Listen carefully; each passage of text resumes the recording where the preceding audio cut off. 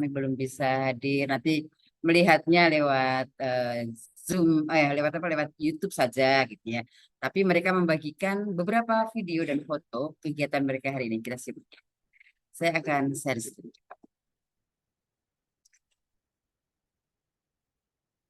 Mudah-mudahan bisa terlihat.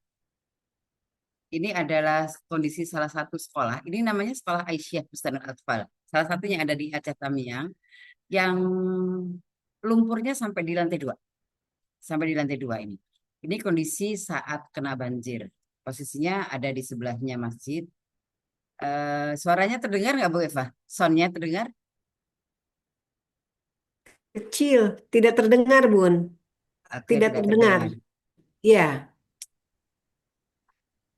tidak Oke, terdengar. nggak apa-apa. Jadi teman-teman melihat aja ini kondisi di dalam kelas saat terkena bencana itu ya. Dari lumpur ada di mana-mana dan ini saat mengering, saat mengering. Tapi yang ingin saya sampaikan kepada teman-teman adalah ini. Mana ya? Saya tidak pandai untuk share screen dari WA. Jadi hari ini mereka sedang memulai pembelajaran baru. Apa itu semester 2 ya, tapi ini adalah kondisi lantai duanya. Jadi untuk menapaki ke lantai dua, anak-anak harus dibantu dengan meja-meja, meja-meja agar bisa ke lantai dua karena lantai satunya masih sedang dibersihkan sama bapak-bapak TNI. Nah, ini kondisi saya akan memperlihatkan apa ini ya? Nah, ini tadi saat anak-anak mulai masuk ya. Ini kondisi dari TK Aisyah Bustanul Alfa Kuala Simpang. Yang lantai satunya belum bisa dipakai. Ya, Kuala Simpang kebetulan tadi juga Bu Ya, Nia berada di sana, Bun. Ya, Bu ya, Bu Nia, Nia, ya. Bu Oh, Direktur. Bunia, ya, ya. Ya, Nah, ini kondisi kondisi anak-anak ya dari bawah dia harus naik ke atas karena di bawah belum bisa dipakai. Dan ini luar biasa. Saya tadi begitu melihat pertama kali Bu Eva nangis. Mereka pengen sekali sekolah gitu ya. Dan ini adalah kondisi anak-anak yang sedang di sana.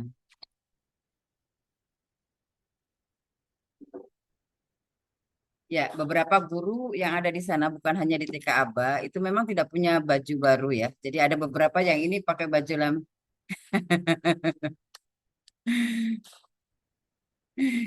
Oke, jadi seperti itu teman-teman. Salam dari mereka untuk teman-teman semua. Dan mungkin kita akan mencoba, mencoba untuk beralih gitu ya. Apakah di sini ada teman-teman yang dari Aceh Tamiang atau dari Sumatera Barat yang terkena bencana juga? Boleh raise hand. Jadi rencana kita, eh, teman-teman, sekali lagi kita akan coba bagi nanti ya kutipan dari teman-teman ke 3 provinsi. Mungkin tidak akan bisa menjangkau semua ya Bu Eva ya, karena di Aceh Tamiang itu puluhan, tapi yang bisa kita berikan hanya sekitar 30. Itu paket yang tadi saya sudah posting di grup, saya coba akan klik kembali. Oke, ini sudah ada.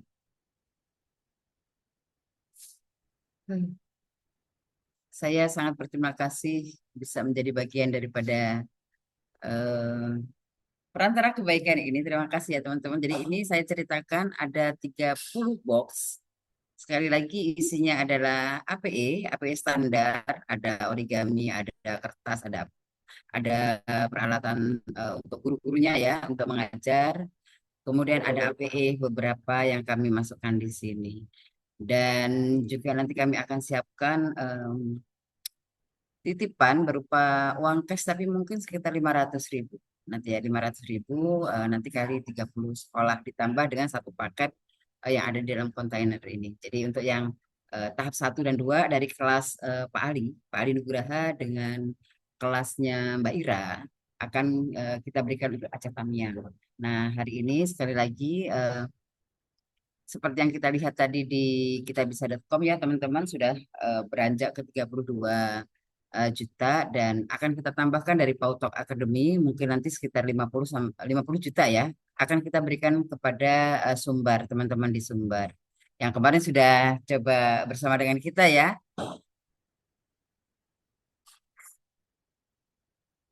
Mudah-mudahan bisa menjadi obat. Bu Eva ada yang mau disampaikan? Informasi barangkali yang bisa ditambahkan, silakan Bu Eva. Sebelum kita mulai kelas.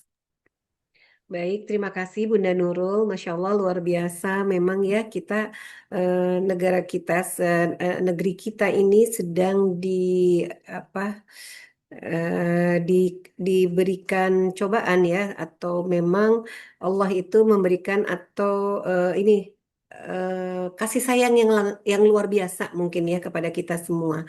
Dan kita sebagai umat manusia mungkin memang harus mengintrospeksi juga kenapa bisa terjadi hal-hal yang demikian. Tapi terlepas dari itu semua, kita bangsa Indonesia saling bahu-membahu untuk bagaimana menjadikan Aceh, Tamiang, dan Sumatera itu akan kembali pulih seperti sedia Ya. kala. Harapannya seperti itu. Saudara-saudara kita di sana ini banyak sekali. Saya sedih tadi Bunda Nurul ya. Apalagi yang kemarin diceritakan oleh Pak siapa ya, itu Ya, ada saudara Pak kita Pun juga Ardi. yang meninggal dunia dan sedih ketika harus menceritakan ada tangannya patah, kakinya patah, Masya Allah ya. Dan itu memang takdir ya, dibilang takdir, memang ini takdir ya gitu ya. Tetapi ini semua adalah memang harus kita terima dengan lapang dada dan ikhlas. Memang Allah memberikan cobaan buat kita, gitu seperti itu. Ya, Bunda Nurul untuk Pautok, saya secara pribadi juga, masya Allah ya ini mungkin ormit-ormit yang lain juga kemarin pada WA ke saya juga nih. Itu bahkan tadi Bunda Direktur juga mengucapkan terima kasih juga kepada Pak Utok juga tadi tuh ya, gitu. Ya, apa saya juga sampaikan ke beliau bahwa Pak Utok juga sedang bergerak untuk membantu saudara-saudara kita yang ada di sana, bergandeng tangan dengan ormit yang ada di sana juga. Ada IGABA, Himpaudi, IGTK, dan IGRA di sana, dan beliau memberikan apresiasi gitu. Itu barangkali kabarnya Bunda Nurul, dan mudah-mudahan kita Ya. semua diberikan tetap semangat ya, Amin, diberikan amin. kekuatan untuk bisa membantu saudara-saudara kita di sana. Ya, terima kasih Bunda Nurul. Ya, Terima kasih Minallah wa fathul laporannya. qarib. Wassalamualaikum warahmatullahi wabarakatuh. Waalaikumsalam warahmatullahi wabarakatuh. Terima kasih Bu Eva sudah disampaikan kepada Bu Direktur dan insya Allah ya teman-teman ya dengan yang kita bisa mulai dari kita sendiri, orang-orang yang ada di sekitar kita melakukan satu hal kebaikan. Ini 100 juta, 100 juta lebih sedikit gitu ya. Itu dikumpulkan dari 10.000, 10.000, 50.000, 100.000, ada beberapa yang 1 juta gitu. Jadi very nice. Oke teman-teman, terima kasih sekali lagi untuk kebersamaannya. Tadi sudah kami sampaikan tentang progres ya, progres tentang pendanaan sudah sampai di angka 100 juta lebih 20.000. Kemudian nanti akan kita serahkan di tanggal 13 kepada 30 sekolah di Aceh Tamiang. Setelah itu nanti kita akan beralih ke Sumbar dengan dana antara 50 sampai 60 juta lah. Mudah-mudahan hari ini bisa terus bertambah. Jadi kelas Teh Irma itu ada 2 kelas. Kelas ketiga, kelas keempat, dan hari ini kita bersama dengan satu narasumber yang cantik. Saya akan spotlight kembali. Assalamualaikum Mbak Nita. Waalaikumsalam warahmatullahi wabarakatuh. Assalamualaikum. Apa kabar, Bu Nurul? Alhamdulillah. Oke, beliau adalah salah satu pelatih PAUD nasional yang ketika saya minta tolong Mbak, kita bergerak yuk. Ayo. Langsung, langsung tidak pakai ABC tapi ayo. Nah, terima kasih Mbak Nita atas supportnya. Tadi sudah kami laporkan progresnya. Dan hari ini teman-teman kita akan bersama-sama dengan teman-teman yang sedang mendapatkan musibah. Kita akan menguatkan mereka, tapi kita juga mendapatkan ilmu. Satu ilmu yang mungkin lama terdengarnya ya Mbak Nita ya. Iya. Matematika. Kalau saya bilang, saya adalah orang yang nggak suka matematika dari lahir. Dari lahir nggak suka matematika. Tapi kita coba kemudian merubah mindset kita. Matematika itu menyenangkan loh Bu Nurul. Mungkin ketika kecilnya Bu Nurul itu tidak dapat gitu ya. Belum ada guru yang bisa mengajar matematika dengan menyenangkan. Nah, teman-teman kita akan simak 2 jam ke depan. Kita akan bersama dengan Mbak Nita. Beliau saya kenalkan dulu. Ini ada yang kenal nggak? Saya spesial hari ini mau menanyakan kepada teman-teman. Teman-teman kenal Bu Dr. Nita Priyanti ini sebagai apa? Coba di chat. Karena jabatannya banyak sekali. Ayo, Oke, Dekan. Ini berarti kurang lebih dosen. Ini mahasiswa-mahasiswa dari Pencasakti mungkin ya. Oke, teman-teman ada dosen, ada dekan. Dulu namanya direktur ya, Mbak ya. Sekarang menjadi dekan pascasarjana di Universitas Pencasakti Bekasi. Teman-teman yang ingin kuliah S2, silahkan nanti menghubungi saya atau Mbak Nita langsung. Special price buat teman-teman dan spesial apa ya? Spesial-spesial yang lain. Baik, teman-teman, saya akan minta izin ke Mbak Nita dulu untuk meng-off-kan sementara chat. Karena beberapa kali kita ada kelas, itu selalu diganggu sama seseorang yang memang punya kepentingan lain gitu ya. Jadi, promo, disclaimer gitu Mbak ya. Nanti jika dibutuhkan untuk komunikasi, kita akan buka. Oke. Baik, teman-teman, ready untuk mendengarkan materi yang mungkin akan kita tambah dengan workshop-workshop yang lain ya, karena bukunya sudah terbit. Buku dari Kementerian sudah terbit dan nanti akan kita share di grup. Silakan Mbak Nita, seluas-luasnya diserahkan waktunya. Baik, terima kasih Bu Nurul. Bismillahirrahmanirrahim. Assalamualaikum warahmatullahi wabarakatuh. Selamat siang, salam sejahtera untuk kita semua. Senang sekali siang hari ini nih, pasnya jam-jam ngantuk ini ya. Jam-jam teman-teman selesai ngajar, kayaknya nih asik kalau kita tuh sambil ngopi gitu ya. Alhamdulillah nih, alhamdulillah kita diberikan kesempatan oleh Allah untuk bisa berdiskusi pada siang hari ini. Tentunya ini difasilitasi oleh Bu Nurul di Paul Talk-nya. Ketika beliau menyampaikan bahwa ada sebuah kelas online yang akan diselenggarakan ini, saya langsung memberikan respon positif karena apa? Kita ini ibarat satu tubuh, ya. Kita ini ibarat satu tubuh. Wah, saya kayaknya ada melo nih kalau dapat ini. Ketika saudara-saudara kita di sana sedang membutuhkan, gitu ya, baik membutuhkan kekuatan secara mental, kemudian kita lihat mereka juga merasakan bagaimana mereka cerita butuh baju yang mereka nggak ada gitu ya, nggak ada semua. Anak-anak juga mau sekolah, tadi sekolah juga dengan kondisi yang secara psikis mereka juga nggak siap, saya yakin gitu ya, untuk ngajar anak-anak, sementara dianya sendiri yang mengajar dalam kondisi yang sedang tidak baik-baik saja. Tentu butuh kita semua untuk hadir ke sana untuk memberikan banyak apa yang bisa kita lakukan gitu ya, baik entah itu Allah berikan kita rezeki dengan tidur yang nyaman, Allah berikan rezeki kita masih bisa makan enak. Sementara saudara-saudara kita yang satu tubuh itu ketika mereka merasakan sakit, harusnya kita juga merasakan hal yang sama. Nah, karena itu berawal dari situ, saya ingin memberikan sedikit ya diskusi sedikit terkait dengan tadi bagaimana matematika diajarkan di anak usia dini sebagai salah satu apa ya, penguatan kita untuk di PAUD itu seperti apa. Nah, di kelas online ini tentu aduh sedikit melo nih saya ya kalau udah ngobrolin tentang anak-anak Benar, terharu. tentang anak-anak PAUD, tentang guru-guru di sana, tentu karena kita satu tubuh ya, mereka sakit, kita juga merasakan hal yang sama. Nah, teman-teman sekalian, eh, hari ini kita akan mendiskusikan terkait dengan bagaimana matematika menyenangkan. Seperti tadi Bu Nurul sampaikan, saya ini paling nggak suka matematika. Oh ternyata sama Bu Nurul, saya juga ternyata dulu juga matematika. Bukan matematika itu bukan hal yang sangat menyenangkan untuk kita ternyata ya. Nah, mungkin karena tadi strategi yang kita berikan sejak usia dini adalah lebih kepada direct teaching.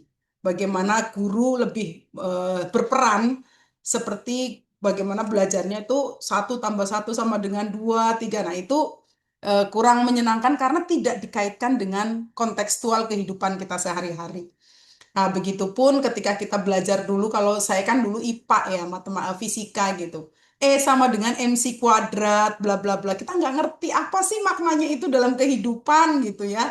Nah, ternyata matematika juga sama, diajarkan dengan cara tidak kontekstual, tidak cair dalam dalam bermain, tidak terkontek connect dengan kehidupan sehari-hari, sehingga dianggap matematika itu adalah hal yang sangat eh, tidak menyenangkan gitu.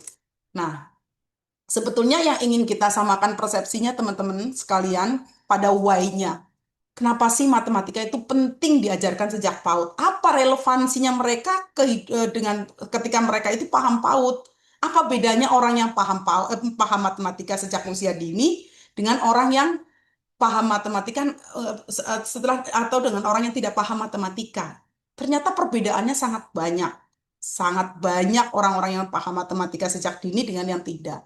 Nah, karena itu teman-teman sekalian, kita harus memahami why-nya dulu. Kenapa penting matematika itu diajarkan sejak usia dini? Karena matematika itu bukan hanya sekedar anak bisa menghitung 1 tambah 1 2, bukan hanya sekedar itu. Jauh lebih penting lagi terkait dengan matematika ini adalah lebih kepada ini. Ya, matematika itu bukan sekedar angka atau hitungan, tetapi melatih anak untuk berpikir logis. Dengan matematika, dia akan menjadi orang yang kritis. Dia bisa memecahkan masalah. Dengan matematika membangun rasa percaya diri anak. Ternyata dengan matematika, dia itu menjadi bekal untuk dia itu di SD, kemudian sampai dia dewasa. Karena kita sadar, 80% perkembangan seorang manusia adanya di usia PAUD. Karena itu apa? Mengajarkan dasar-dasar konsep matematika sejak dini akan membuat anak itu memiliki kemampuan berpikir logis. Nah, tapi pertanyaannya, matematika yang seperti apa yang bisa membangun kemampuan berpikir kritis anak? Mengajarkan matematika seperti apa yang bisa mengajarkan kemampuan berpikir logis? Kemampuan matematika seperti apa yang bisa memecahkan masalah? Membantu memecahkan masalah pada anak-anak. Nah, sedikit eh, tadi ya why yang tadi saya kulik pada masalah tadi, saya ingin hanya menyampaikan seperti ini teman-teman. Apa sih dampaknya jika matematika itu tidak dipahamkan sejak dini? Ini loh dampaknya. Pada saat dia dewasa di dunia kerja, dia sulit membaca dan menafsirkan data atau angka. Kalau dia menjadi seorang pemimpin, dia tuh disodorkan ini loh jumlah anak orang yang miskin sekian, jumlah orang yang tidak sekolah sekian, jumlah buta huruf sekian, diberikan data-data angka, dia nggak bisa memberikan sebuah keputusan bijak kalau dia tidak memahami matematika. Ya, kemudian apa? Bingung memahami target. Misalnya dia targetnya sekian, berapa waktu yang harus dia lakukan, targetnya sekian, apa yang harus dia lakukan, dia nggak bisa memahami itu semua. Kalau dia matematikanya tidak dipahamkan sejak usia dini. Ketika ada perencanaan, oh ini targetnya harus dicapai dalam waktu sekian, strategi yang harus dilakukan apa? Itu matematika. Kalau dia tidak paham konsep matematika sejak usia dini, maka ketika dia di dunia kerja, dia akan mengalami gagap ketika dia dalam sebuah perencanaan ataupun apapun. Kemudian apalagi orang yang matematikanya tidak memahami matematika sejak usia dini, dia ragu ketika mengambil keputusan. Karena apa? Penalaran berpikir kritis logisnya itu lemah. Jadi kalau mau ngambil apa-apa, ih nanti gimana ya? Nanti gimana? Dia nggak punya strategi. Oh, kalau ini dia lakukan begini, akan seperti ini. Kalau dia lakukan ini, akan seperti ini. Karena itu apa? Itu adalah sebab akibat. Kemampuan berpikir logis di situ. Ya, ini di dunia kerja. Kemudian cenderung apa? Orang-orang yang kemampuan berpikir matematikanya rendah, dia itu cenderung bergantung pada orang lain. Nunggu instruksi. Melakukan apa-apa, nanti dulu deh, dia takut salah. Nah, kira-kira orang yang memiliki kemampuan ini, matematika yang rendah, kemampuan pemahaman matematika yang rendah, akan menjadi orang-orang yang menjadi pemimpin dan menjadi orang sukses enggak? Enggak. Karena orang-orang yang pemimpin, orang-orang yang berpikir kritis, analis mau melakukan satu masalah, itu karena matematikanya juga berjalan dengan baik. Gitu. Nah, lalu apa dampak dari kemampuan berpikir, kemampuan matematika yang rendah pada anak-anak kita dalam kehidupan sehari-hari? Dia sulit mengolah keuangan pribadi. Ya, dia sulit mengolah keuangan pribadi. Apalagi kalau misalnya dapat uang bulanan sekian buat bayar ini, Cina sembuh bablas. Dia nggak bisa membedakan mana sebuah keinginan dan mana sebuah kebutuhan. Repot nih Bu Nurul kalau kayak gini ya Bu Nurul ya. Cocok itu persis, persis, persis. Repot ini. Tapi dia nggak ngerti mana sih sebuah kebutuhan, mana sebuah keinginan. Karena apa? Dia nggak bisa menganalisa. Gitu. Kemudian apa? Dia tidak peka terhadap pola pengeluaran dan penghitungan sederhana. Yang dalam rumah ini misalnya pengeluarannya sekian, apa dia nggak peka terhadap itu. Wah, yang ada, wah kurang ini, tambahkan ini, pinjam sana, pinjam. Nah, itu nanti tidak dalam kehidupan sehari-hari akan seperti itu. Apalagi rentan mengambil keputusan finansial yang merugikan. Karena apa? Dia nggak punya kemampuan untuk analisis logis. Nah, ini dampak dari kehidupan sehari-hari saat mereka itu nanti dewasa. Apalagi dampak psikologisnya. Dampak psikologis dan sikap kerjanya itu dia merasa rasa percaya rendahnya rasa percaya diri saat saat berhadapan dengan angka-angka, saat berhadapan dengan karena apa? Karena tadi dia takut.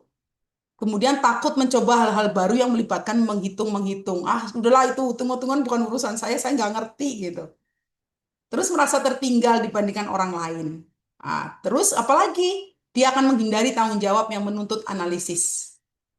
Karena apa? Karena dia tidak punya kemampuan berpikir logis tadi.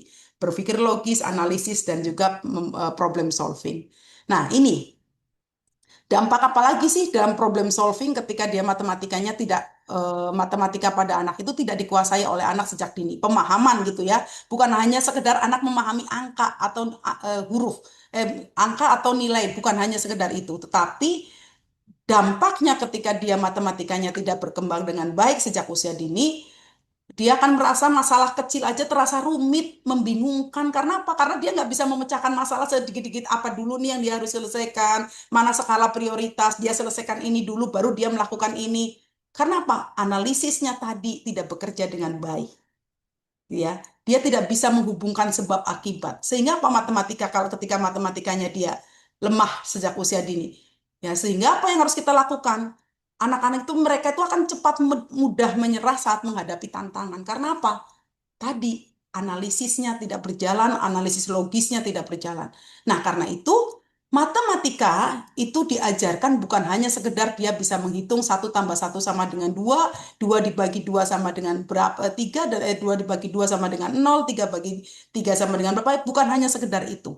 Tidak hanya sekedar tambah, kali, dan kurang. Tetapi bagaimana dia memahami angka-angka ini menjadi salah satu sebuah problem solving dalam kehidupannya, melakukan aktivitas itu dengan ini angka-angka itu sendiri. Gitu ya. Izin ini yang ini saya sampaikan kembali bahwa matematika bukan sekedar hitung-hitungan. Tapi matematika itu membentuk cara berpikir logis dan sistematis, pemahaman sejak dini. Karena apa? Berpengaruh pada kualitas hidup saat dia dewasa.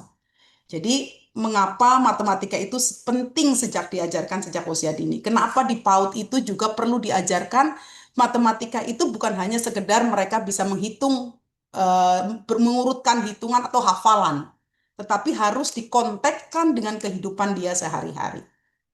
Gitu ya. Oke. Nah, pertanyaan berikutnya adalah dalam diri kita apa sih berpikir logis itu seperti apa sih? Berpikir logis itu adalah kemampuan menghubungkan sebab akibat. Sehingga apa? Dia bisa membuat sebuah pilihan yang pilihannya itu masuk akal. Nah, ketika dia pilihannya masuk akal, dia bisa menyelesaikan masalah pada tahapan berdasarkan analisis dia yang tadi, alasan yang jelas. Nah, contohnya apa? Misalnya di PAUD. Nah, ketika di PAUD itu, jika hujan turun, saya tidak membawa payung misalnya ya, maka saya akan basah. Dia tahu alasan logis kenapa dia kalau dia tidak membawa payung, maka dia akan basah. Terus apalagi berpikir logis itu? Berpikir logis adalah dia tahu menghubungkan sebab akibat, membuat pilihan yang masuk akal, serta menyelesaikan masalah berdasarkan alasan yang jelas tadi. Uang jajan saya sedikit nih, saya uang jajannya segini, jadi saya harus bisa membagi nih mau buat jajan atau mau saya simpan. Nah, seperti itu. Ini mau buat jajan semuanya atau saya buat jajan sedikit, yang lainnya nanti buat yang lain. Nah, itu adalah kemampuan matematika. Nah, kemudian apa berpikir logis kalau dalam dunia kerja? Kalau dalam dunia kerja adalah target belum tercapai nih. Sementara waktunya sudah semakin dekat. Strategi apa yang harus saya ubah? Itu yang namanya berpikir logis. Nah, terus ketika dia menjadi seorang apa namanya? Menjadi seorang pengusaha misalnya. Biaya produksinya besar nih dari keuntungan. Nah, ini usaha tidak bisa dilanjutkan dengan cara yang sama. Dia harus cari strategi lain supaya bisa menutupi produksi yang tadi besar, sehingga keuntungan yang dia dapat juga bisa lebih besar. Itu matematika, gitu ya. Jadi matematika itu adalah terkait dari kita bangun tidur sampai tidur lagi. Kemudian apalagi dalam dunia kerja berpikir logis. Pekerjaan kalau ditunda hari ini berarti besok saya akan nambah lagi beban pekerjaannya. Maka apa yang harus saya lakukan? Itu juga berpikir logis dalam dunia kerja. Nah, kira-kira kalau seperti ini semua, penting nggak ya matematika itu menurut teman-teman? Coba saya mau cek di kolom chat. Nah, kalau chatnya boleh dibuka, Bu Nurul, saya pengen Siap. tahu melihat sebegitu why gitu ya, why-nya kenapa pentingnya menurut teman-teman? Matematika itu penting nggak ya untuk anak-anak kita? Oke, kita lihat cek dulu di kolom chatnya. Oh, jangan-jangan tertidur pulas nih. Oh enggak ya? Sangat penting, penting bingit gitu ya. Wah, sangat penting. Mbak Masya udah jalan. Allah, penting, penting, penting ya. Oke, melihat bahwa matematika itu penting. Wah, penting sekali ya ternyata matematika ya. Saya kira hanya mengenal angka, ternyata matematika itu sebegitu besarnya dampak dalam kehidupan anak-anak setelah dia dewasa. Oke, Bu Nurul boleh ditutup kembali. Nah, matematika juga kemampuan matematika yang baik juga akan menjadi problem solving dalam diri anak tersebut. Dari mana? Ketika dia ada masalah, dia bisa membagi menjadi beberapa bagian agar mudah diselesaikan. Kalau nanti ini lebih kepada berpikir computational thinking, mungkin kemarin sama Bu Irma sudah membahas tentang itu ya. Nah, itu juga salah satunya adalah kemampuan matematika. Kemudian ketika dia mencoba cara ini gagal, dia akan mencari cara alternatif lain. Itu kemampuan berpikir kritis. Dari mana kemampuan berpikir kritis? Dari kemampuan matematika. Kemudian apalagi menentukan penyebab utama. Masalahnya ini apa sih? Kemudian dia mencoba mencari solusi dengan mengurai. Oh ini dulu. Sehingga dia itu bisa menguraikan permasalahan yang ada gitu. Nah, seperti itu kurang lebihnya kenapa matematika itu penting diajarkan sejak usia dini. Nah, teman-teman sekalian, eh, sekarang pertanyaan kita nih ya teman-teman ya, mari kita diskusikan. Bagaimana sih sebetulnya kalau tadi kan berpikir kritis pada saat dia dewasa, pada saat dia sudah berada pada usia kerja. Nah, sekarang kita diskusikan teman-teman sekalian, boleh kita buka itu apa namanya di Chatnya. mute di video audionya. Kita Waduh. mau diskusikan seperti apa sih berpikir logis pada anak usia dini. Oke, saya persilakan teman-teman. Baik, Mbak Nita, saya agak unmute ya. Saya unmute dulu. Silakan terlebih dahulu Kang Iwan, on cam Kang. Ya, silakan Kang, sudah di unmute. Siap. Baik, Bunda. Iya. eh, Kalau menurut saya, kenapa penting un- untuk melatih cara berpikir logis dan kritis, anak matematika bisa membantu anak belajar berpikir runut, ya, memahami sebab akibat dan memecahkan masalah sederhana. Misal saat membandingkan mana yang lebih banyak, lebih sedikit, lebih besar, lebih kecil. Pada dasarnya hal-hal yang ada di kehidupan sehari-hari gitu, Bun. Yang dekat dengan kehidupan anak sehari-hari. Terima kasih. Terima kasih Pak Iwan. Pak Iwan ini Ketua IGTKI Kota Bandung ya. Betul. Yang lainnya, silakan teman-teman. Oh, oke. Ada Bu Emi Roshidah, silakan Bu Emi. Ya, langsung di Mandiri, Bu Emi. Silakan sayang. Terima kasih Ibu narasumber. Saya mencoba urun rembuk ini untuk konsep berpikir anak usia dini atau prasekolah itu adalah konkret ya. Dalam tahapan perkembangan kejiwaan itu berpikir mereka itu masih konkret. Jadi kalau kita ingin mengenalkan matematika sejak dini, maka konkret itulah yang dibawa kepada mereka. Kemudian masa perkembangan anak pada masa itu adalah masa bermain. Kalau kita ingin masuk di dunia anak, maka masuklah di dunia bermain. Tentu dengan bermain itu kita akan bisa mempengaruhi dalam tanda kutip pengaruh yang positif. Ya. Kita bisa mengenalkan anak ini dengan menggunakan alam takambang, alam seisinya ini sebagai media pembelajaran. Sebenarnya apapun yang ada di dekat anak itu bisa kita kenalkan. Maka harus ada hubungan yang solid antara sekolah, antara RA PAUD dengan kehidupan di lingkungan rumah. Maka perlunya forum komunikasi orang tua murid itu sangat diperlukan sehingga bisa sama apa yang disampaikan di satuan pendidikan dengan konsep pendidikan di keluarga itu jadi sambung. Nah, itu Ibu jadi konkret yang kita kenalkan karena berpikir anak-anak itu masih konkret. Kalau tidak konkret dia akan bertanya.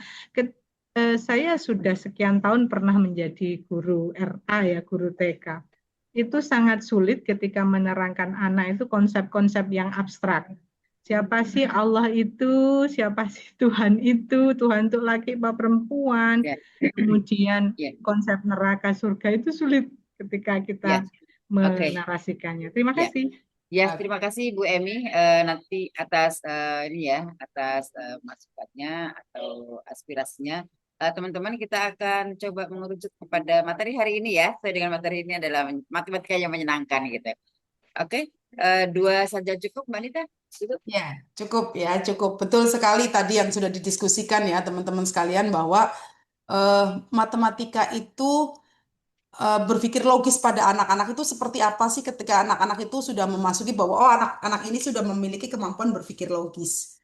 Ya, kemampuan berpikir logis ini kan tadi sangat penting ya, kemampuan itu dibangun dari kemampuan matematika itu sendiri.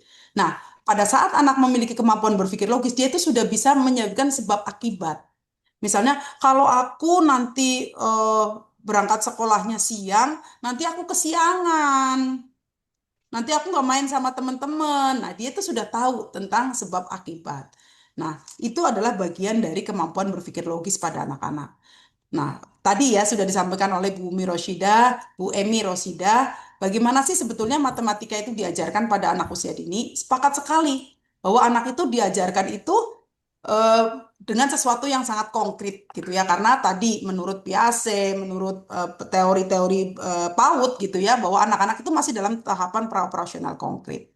Nah, kemudian apa yang perlu kita miliki sebagai guru untuk bisa mengajarkan matematika dengan mudah dan menyenangkan? Maka kita harus punya 3 set ini. Set itu pertama adalah mindset, yang kedua adalah tool set, dan yang ketiga adalah skill set. Jadi satset ini harus kita punya nih. Kalau kita nggak punya satset ini, maka yang terjadi matematika akan sama seperti pada saat kita belajar matematika dulu oleh guru-guru kita gitu ya. Mindset itu apa? Mindset itu adalah pemahaman dari kita, pola pikir kita yang mengatakan bahwa matematika itu mudah dan menyenangkan. Karena apa? Karena anak itu belajar, mindset kita harus yang kita bangun adalah anak itu belajar melalui proses, bukan hasil. Maka prosesnya itulah yang kita kembangkan pada anak-anak untuk dia bisa belajar matematika yang menyenangkan. Nah, prosesnya yang seperti apa? Proses itu perlu ada toolset. Toolset itu apa? Alat, media. Nah, media yang seperti apa yang bisa digunakan oleh anak-anak? Media yang tadi disampaikan oleh Bu Emi Roshidah. Lingkungan sekitar kita itu sangat kaya. Itulah toolset. Toolset itu alat yang bisa kita gunakan untuk memudahkan mereka itu bisa belajar dengan baik, mudah dipahami dan menyenangkan. Di alam sekitar kita, batu, tutup botol, balok, dan sebagainya itu sangat kaya untuk kita bisa mengajarkan matematika. Kemudian apalagi toolset yang ada di pikiran kita adalah lingkungan itu bukan hanya cuma di kelas. Lingkungan itu bisa di luar kelas, bisa dimanapun, pada saat anak belajar apapun, pada saat anak masuk sekolah, sampai dia pulang sekolah, itu adalah matematika. Gitu. Jadi toolset itu yang harus kita pahami betul pada anak-anak, bagaimana cara kita itu cara mengajarkan matematika. Nah, kita juga harus punya skill set sebagai guru. Apa itu skill set? Skill set adalah kemampuan kita untuk memahami perkembangan anak. Bagaimana kita memberikan pertanyaan, kalimat-kalimat pemantik, kalimat-kalimat terbuka pada saat anak bermain, sehingga kemampuan matematika anak itu akan terbangun secara nyata pada saat cair, pada saat bermain. Bukan kita memberikan lembar kerja, bukan kita memberikan majalah yang sudah ada tambah-tambahannya, gambar 5 buah, tambah 5 buah, terus mereka nulis angka 5 gitu ya. Bukan hanya sekedar itu. Ya, karena tadi mindset, toolset, dan skill set yang dipahami oleh guru akan membangun kemampuan berpikir matematika anak dengan cara yang menyenangkan. Seperti itu ya. Nah, yang perlu kita pahami bersama-sama adalah matematika itu ada di mana-mana. Ketika anak bermain apapun, di situ pun ada matematika.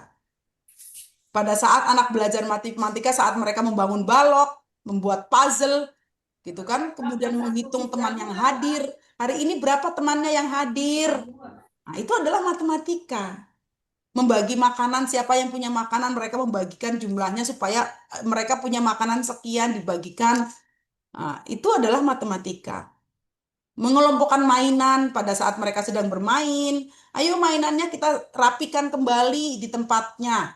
Mereka merapikan kembali mainan di tempatnya. Itu adalah juga matematika. Jadi yang ada di mindset kita, matematika itu adalah bukan mata pelajaran yang terpisah.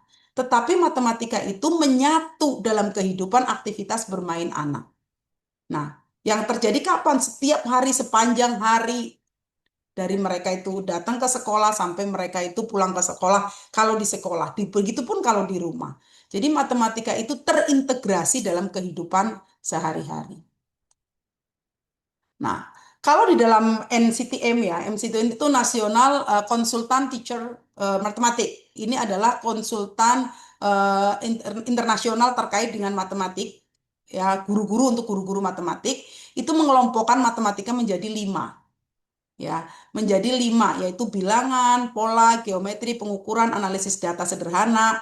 Nah, semuanya dikenalkan melalui bermain dan bereksplorasi. Nah, pada sesi kali ini, diskusi kita kali ini, kita akan mendiskusikan bagaimana bilangan itu kita ajarkan melalui bermain dan cair dalam kehidupan sehari-hari, bukan menggunakan lembar kerja atau menggunakan majalah atau LK gitu ya. Kemudian kita mengajarkan pola, geometri, pengukuran, analisis data sederhana. Karena apa tadi? Kalau seorang pemimpin tidak tahu tentang analisis data, dia tidak akan bisa menentukan sebuah kebijakan yang tepat. Nah, ini pentingnya ya, yang tadi disampaikan oleh kita. Nah, ya tadi ya, National Council of Teacher of Mathematics ini adalah konsultan sebuah organisasi konsultan untuk guru matematika secara internasional. Itu mengatakan bahwa mengajarkan matematika itu berorientasi bukan pada hafalan, tetapi memberikan pemahaman konsep.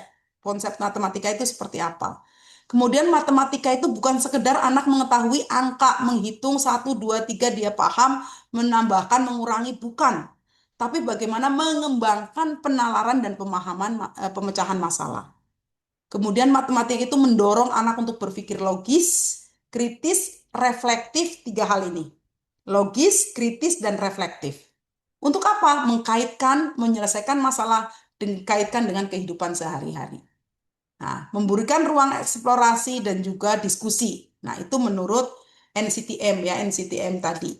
Ini matematika untuk anak-anak usia dini. Nah, pada anak dengan cara apa? Tadi Bu Umi Roshida juga sudah menyampaikan, dimulai dengan bermain. Pak Iwan juga tadi sudah menyampaikan ya, mulai dari bermain dan aktivitas yang konkret, berbasis pengalaman nyata anak, mengembangkan kemampuan mengelompokkan, membandingkan, mengukur, dan mengenali pola.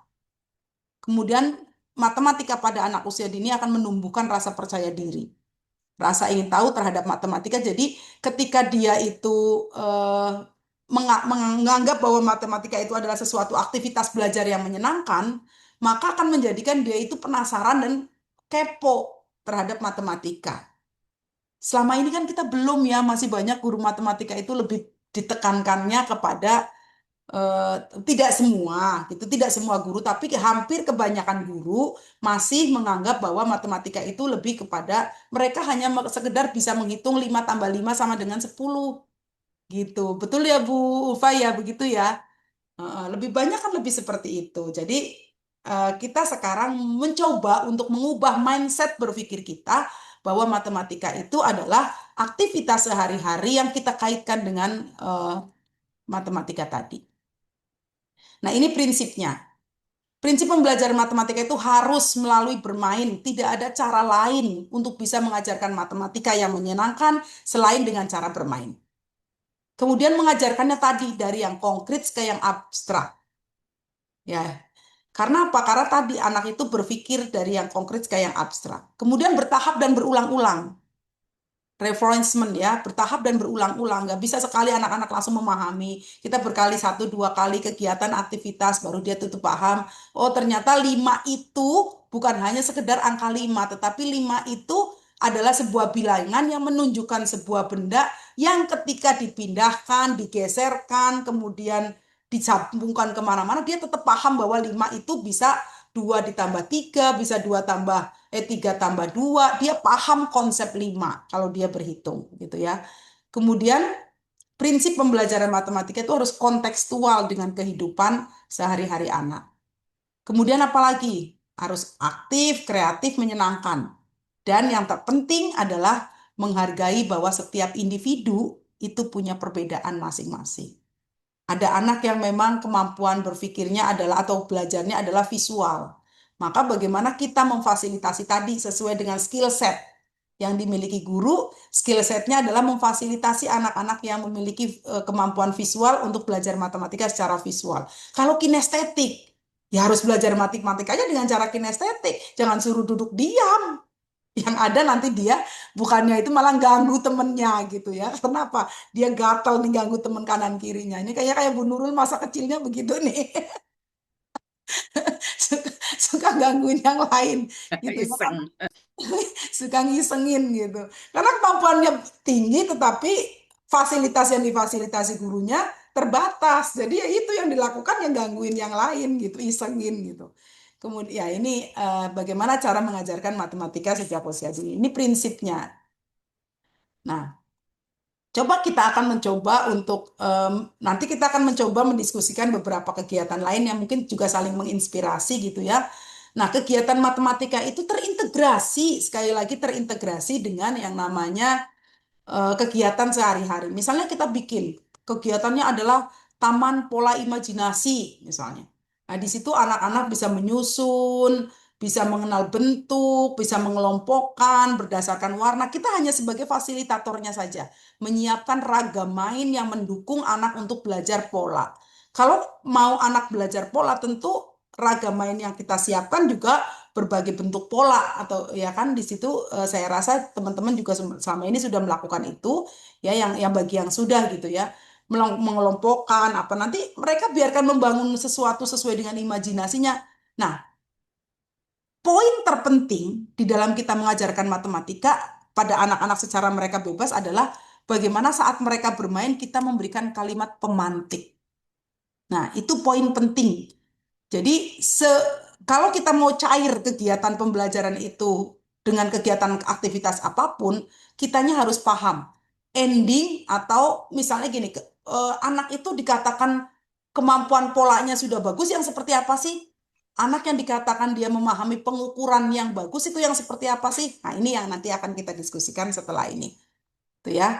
Nah, ini pola itu tadi ya, sorry. Nah, pola itu bisa dilakukan kegiatan rutin di dalam kelas, rutinitas di dalam kelas. Misalnya pagi itu anak-anak berbaris. Habis berbaris, anak-anak minum. Habis minum mereka morning circle kumpul pagi, bercerita, terus kemudian kegiatan setelah kegiatan pagi mereka itu kegiatan untuk inti. Pada saat inti mereka istirahat, setelah istirahat mereka kumpul lagi untuk penutup dan sebagainya. Itu adalah rutinitas kegiatan di sekolah, itu bisa dijadikan sebagai pembelajaran pola pada anak-anak. Habis ini ngapain lagi ya? Nah, habis ini kita ngapain ya? Nah, itu pola juga menjadi salah satu aktivitas yang kita pahamkan. Nah, coba kita tanyakan pada anak-anak setiap individunya gitu ya. Setelah kita baris, nanti kita mau ngapain? Setelah baris ngapain? Kalau itu sudah dilakukan setiap hari, maka dia akan tahu polanya. Nah, itu adalah belajar pola dalam aktivitas kehidupan sehari-hari. Kemudian pola belajarnya dengan cara apa lagi? Kita kaitkan dengan apa lagi? Bisa kaitkan dengan jadwal harian. Datang jam berapa, waktu bermain jam berapa, waktu makan jam berapa, istirahat jam berapa, pulang jam berapa. Nah, itu kita juga pola seperti itu, jadwal harian, itu juga bisa dijadikan sebagai pembelajaran pola untuk anak-anak. Jadi pola itu nggak harus, nah hari ini kita ini ya, lingkaran segitiga, pola AB misalnya. Ayo siapa yang punya lingkaran, masukin lingkaran warna merah, nurut anaknya semua. Terus segitiganya masukin, segitiga habis segitiga apa? Bukan hanya sekedar itu. Kalau itu nanti jadinya matematikanya kayak kita zaman dulu gitu. Aktivitasnya itu bisa kita lakukan jadwal harian kegiatan kita. Kita datang jam sekian. Setelah ini kita kegiatan apa ya? Setelah baris, minum Bu Guru. Oh ya, setelah minum apa lagi? Nah, itu adalah aktivitas-aktivitas pola pada matematika yang bisa kita ajarkan anak-anak dalam cara bermain. Kemudian apalagi pola pada gerak tubuh pada saat senam. Nah, pada saat senam kita aku anak Indonesia hebat itu kan ada langkah-langkahnya tuh. Langkah pertama ini, langkah kedua ini, setelah itu begini begini. Itu juga pola gitu. Nah, kita ajarkan setelah ini langkah ini apa lagi. Nah, kita bisa mengajarkan itu sebagai pola gitu. Aktivitasnya ada polanya nggak ada aktivitas pola karena apa kegiatannya setelah nyanyian ini nanti gerakannya ini berpindah ke ini itu pola. Nah, itu yang tidak disadari oleh guru, maka perlu mindset, pemahaman dari guru untuk memahami betul bahwa matematika itu terintegrasi dalam kehidupan sehari-hari. Gitu ya. Kemudian pola seperti hiasan di kelas tadi ya, kemudian cerita yang berulang. Misalnya pola cerita berulang dalam dongeng. Nah, setelah kita menceritakan sesuatu, nanti setelah ini putrinya kenapa ya? Ini itu adalah pola yang bisa kita ceritakan pada anak-anak melalui dongeng. Ya, jadi pola aktivitas dalam kegiatan sehari-hari bukan hanya sekedar, nah yuk kita bikin pola ABAB, AABB gitu ya. Tapi pola itu juga adalah sesuatu yang sudah dilakukan setiap hari, kemudian dipahami bahwa itu adalah sebuah pola oleh anak-anak. Habis ini ngapain, habis ini mereka sudah tahu. Nah, itu juga pemahaman tentang pola. Gitu. Nah, kemudian bilangan. Nah, bilangan ini juga biasa mengajarkannya adalah 1, 2, 3, 4, 5, 6, 7, 8, 9. Ayo ngitung, habis terus ngitung sampai 20 mereka paham gitu ya. Nah, tapi tidak dikaitkan apa makna hitungan itu. Maka apa yang bisa kita lakukan pada saat kegiatan bilangan? Kita bisa membuat warung makan ceria, misalnya bikin kegiatan warung makan ceria.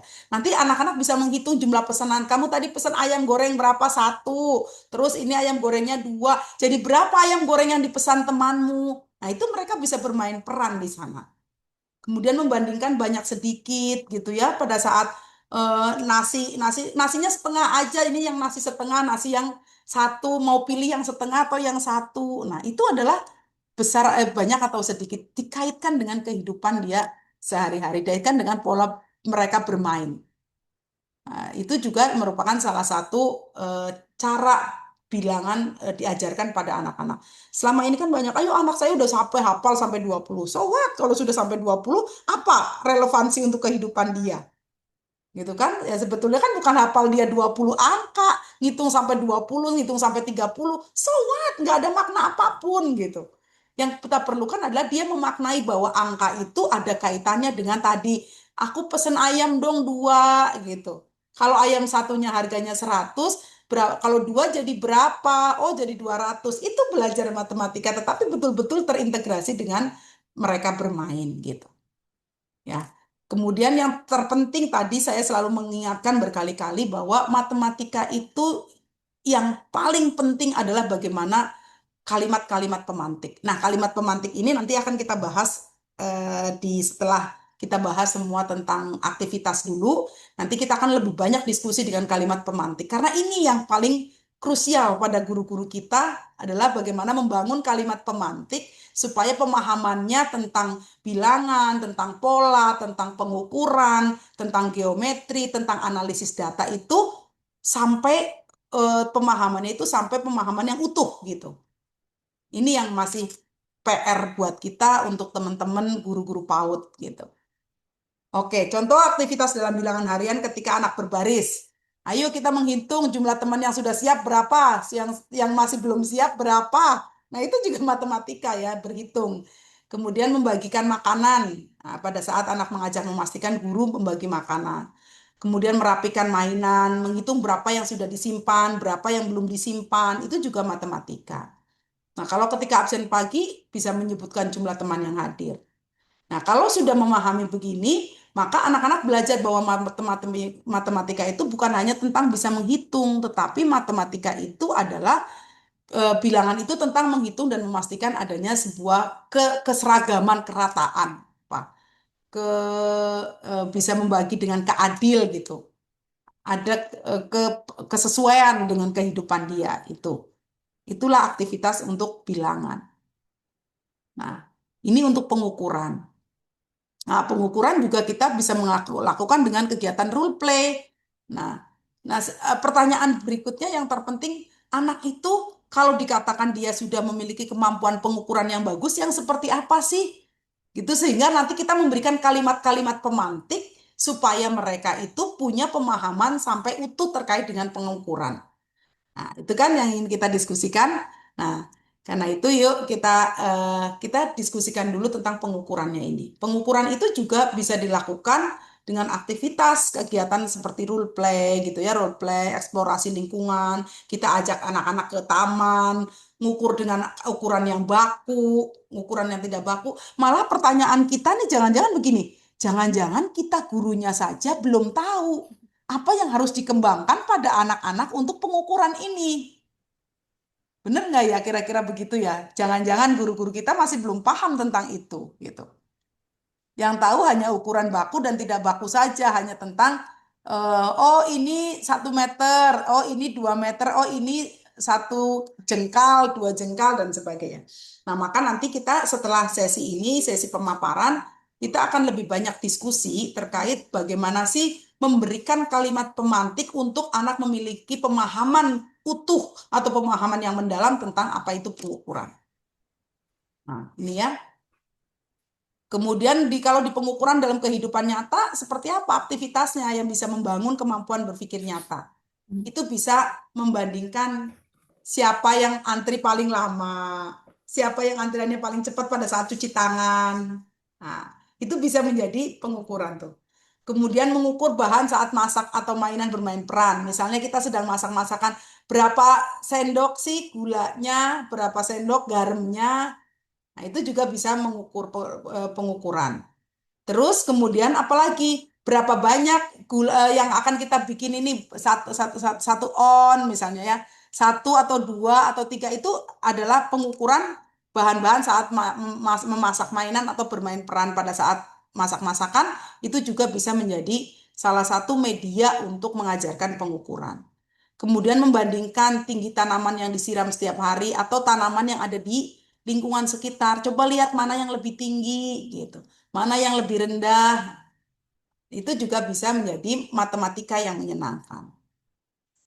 Kemudian estimasi, perkiraan kira-kira ini ada mainan supaya mainannya tempatnya penuh, tempatnya nggak penuh pakai wadahnya yang mana ya?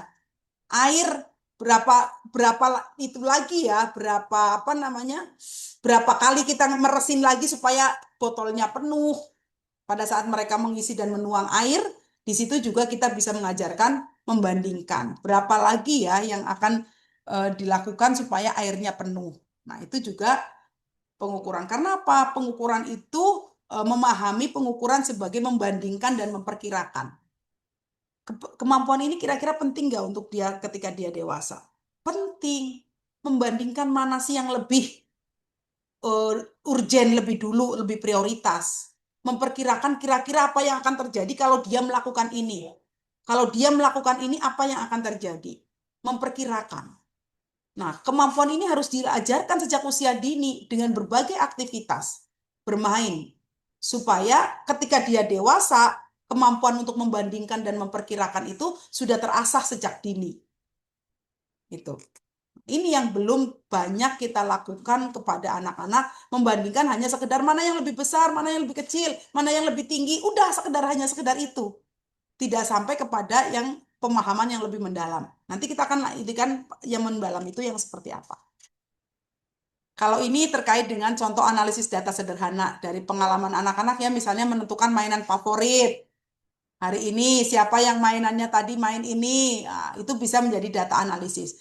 Kemudian mencatat cuaca harian menggunakan gambar. Hari ini panas, nah besok mendung misalnya gitu ya.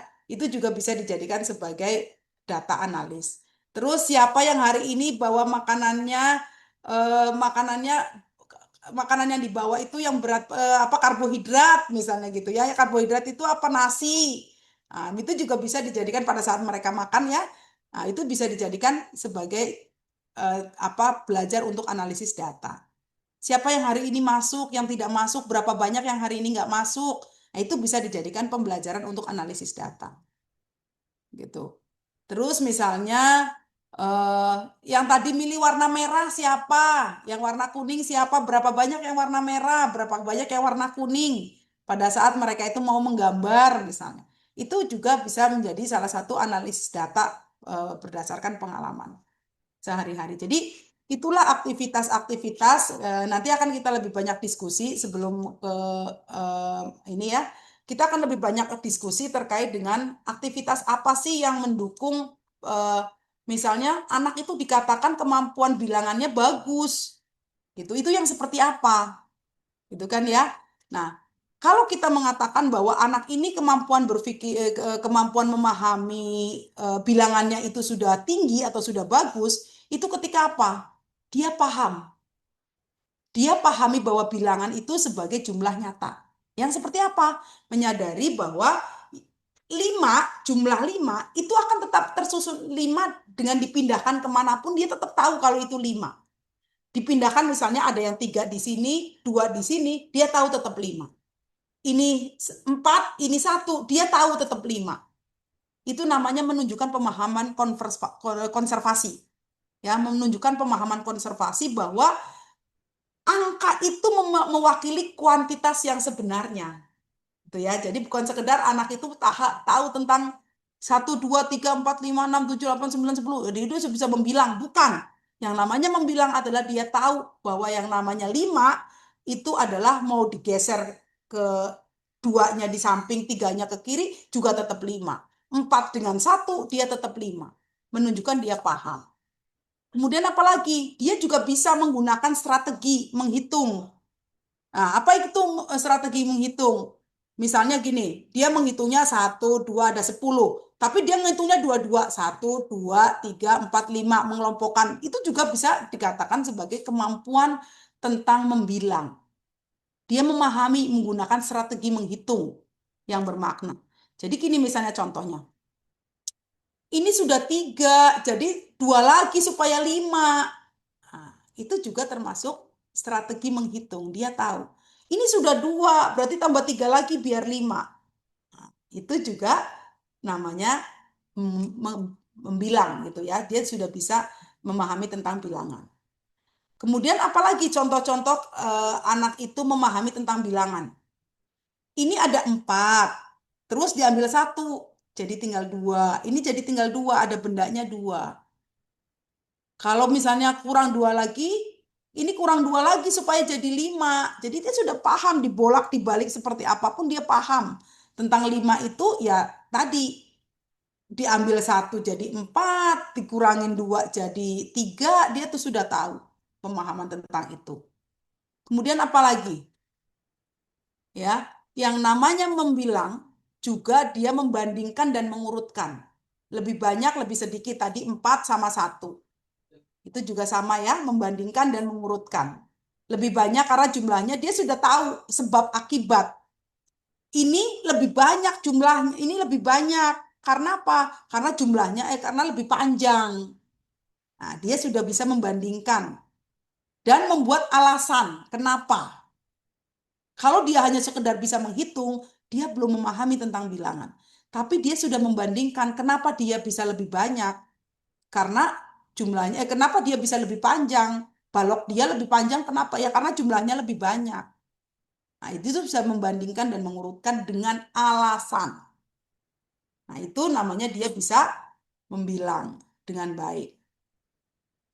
Nah, terus dia juga bisa menggunakan bilangan untuk memecahkan masalah. Contohnya apa? Dia itu lagi duduk berempat. Dia lagi duduk berempat. Terus dia ngomong, kursinya kurang 1, ini masih ada yang berdiri. Dia itu sudah bisa menggunakan bilangan untuk memecahkan masalahnya. Gitu ya. Jadi ini yang perlu kita pahamkan kepada guru-guru. Anak bukan hanya sekedar dia bisa membilang 1, 2, 3, 4, tapi dia bisa menggunakan bilangan itu untuk memecahkan masalahnya. Memahami kursinya, anaknya ada 6, kursinya 5. Ini kurang 1 kursinya, udah ditarik 1 lagi. Kurang 1, kan itu berhubungan dengan angka. Jadi angka ya itu untuk memecahkan masalah dirinya. Nah, apalagi contohnya supaya dia dikatakan bahwa anak ini sudah memahami tentang angka. Dia bisa mengatakan begini, supaya duduk semua kursinya tambah 1 ya Bu Guru. Nah, itu dia tahu bilangan itu dikaitkan dengan bagaimana memecahkan masalahnya. Nah, itulah pemahaman tentang bilangan.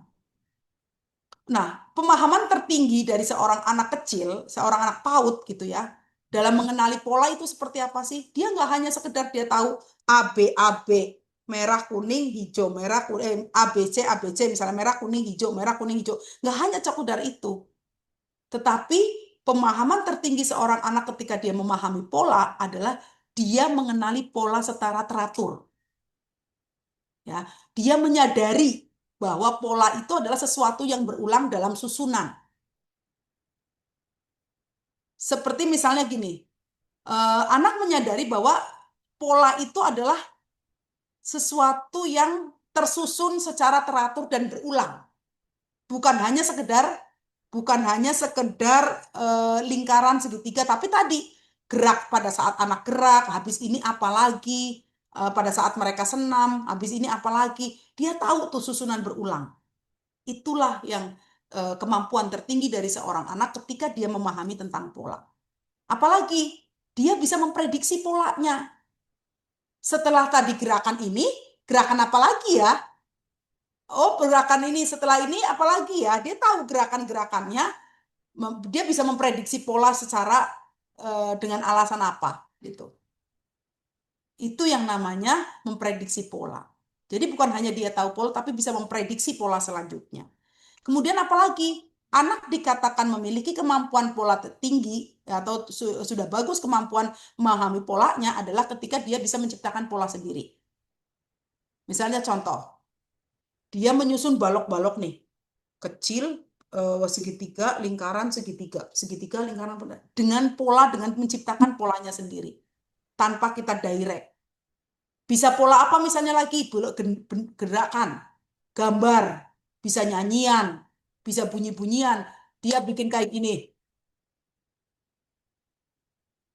Nah, dia bikin sendiri pola-pola yang dia ciptakan, itu juga namanya kemampuan pola. Jadi ketika anak dikatakan dia itu memahami pola, bukan hanya ngikutin kata bu guru. Polanya itu adalah segitiga, lingkaran, dan sebagainya. Bukan hanya sekedar itu. Tapi dia bisa menciptakan pola sendiri. Menciptakan pola sendiri ya tadi. Ya menciptakan pola sendiri adalah ketika dia itu bisa membuat pola-pola sendiri seperti tepuk, lompat, itu juga menciptakan pola sendiri. Nah, untuk pola juga teman-teman sekalian, dia bisa memprediksi, mengidentifikasi dan memperbaiki kesalahannya. Misalnya contoh, anak itu sedang menyusun pola. Merah, kuning, biru, merah, kuning, biru. Ternyata ada yang salah. Oh, ini bukan biru, ini kuning harusnya. Gitu. Dia tahu ini salah. Dia harus memperbaikinya. Terus kok urutannya jadi berubah? Kok nggak begitu? Harusnya kuning dulu, harusnya merah dulu. Dia tuh sudah bisa mengidentifikasi. Terus kemudian dia bisa memperbaiki kesalahan pola itu tadi yang dia anggap salah, kemudian dia perbaiki. Ini menunjukkan apa? Menunjukkan anak ini sudah memiliki penalaran logis. Dia sudah memiliki kemampuan memperhatikan, memahami tentang struktur. Nah, jadi bukan hanya sekedar anak bisa masukin lingkaran segitiga dan sebagainya, bukan hanya sekedar itu. Tapi bagaimana dia juga bisa mengidentifikasi dan memperbaiki kesalahan. Berikutnya yang terakhir adalah dia bisa menghubungkan pola dengan situasi. Contohnya apa? Contohnya adalah eh, misalnya gini, siang, malam, itu juga pola kan, siang malam daun dari yang kecil dari yang besar itu dia juga bisa menghubungkan dengan kehidupan situasi nyata. Malam terus habis malam nanti ada sore, pagi, misalnya dari malam, pagi, siang, sore, malam, pagi, siang, sore, dia sudah tahu adanya pola itu. Kemudian di lingkungan sekitar ada daun yang kecil, daun besar, daun kecil, daun besar, itu juga bisa menghubungkan pola dengan situasi nyata. Itu adalah kemampuan berpikir. Ya, kemampuan berpikir karena apa? Pola itu adalah alat. Sekali lagi, pola adalah alat untuk berpikir, bukan sekedar mengisi aktivitas di lembar kerja, bukan. Tapi yang namanya pola adalah alat untuk berpikir. Untuk dia itu bisa tadi problem solving terhadap hidupnya melalui tadi ya, melalui aktivitas, itu yang namanya pola. Jadi segitu apa pentingnya anak-anak itu memahami pola. Kemudian satu lagi ya, geometri saya rasa sudah ini ya, geometri. Nah, bagaimana dengan geometri? Geometri itu adalah kemampuan seorang anak paling tinggi nih. Anak dikatakan memiliki kemampuan geometri yang bagus ketika apa? Dia itu mengenal bentuk berdasarkan sifatnya, bukan sekedar nama. Kalau selama ini kan kita begini, segitiga, mana segitiga? Bukan itu, tapi mereka mengenali bentuk berdasarkan sifatnya, bukan sekedar nama. Misalnya apa? Misalnya anak memahami ciri-cirinya, misalnya gini, menyadari bentuk segitiga, ya. Segitiga itu kalau ditambahkan segitiga lagi bisa jadi persegi. Terus dia juga tahu ini segitiga, kenapa segitiga? Karena sisinya ada 3. Gitu. Kenapa? Dia tahu why-nya. Bukan hanya sekedar hafal, oh ini segitiga, ini lingkaran, ini segi 4. Bukan hanya sekedar itu. Tapi dia juga tahu tentang menunjukkan sifatnya. Misalnya segitiga.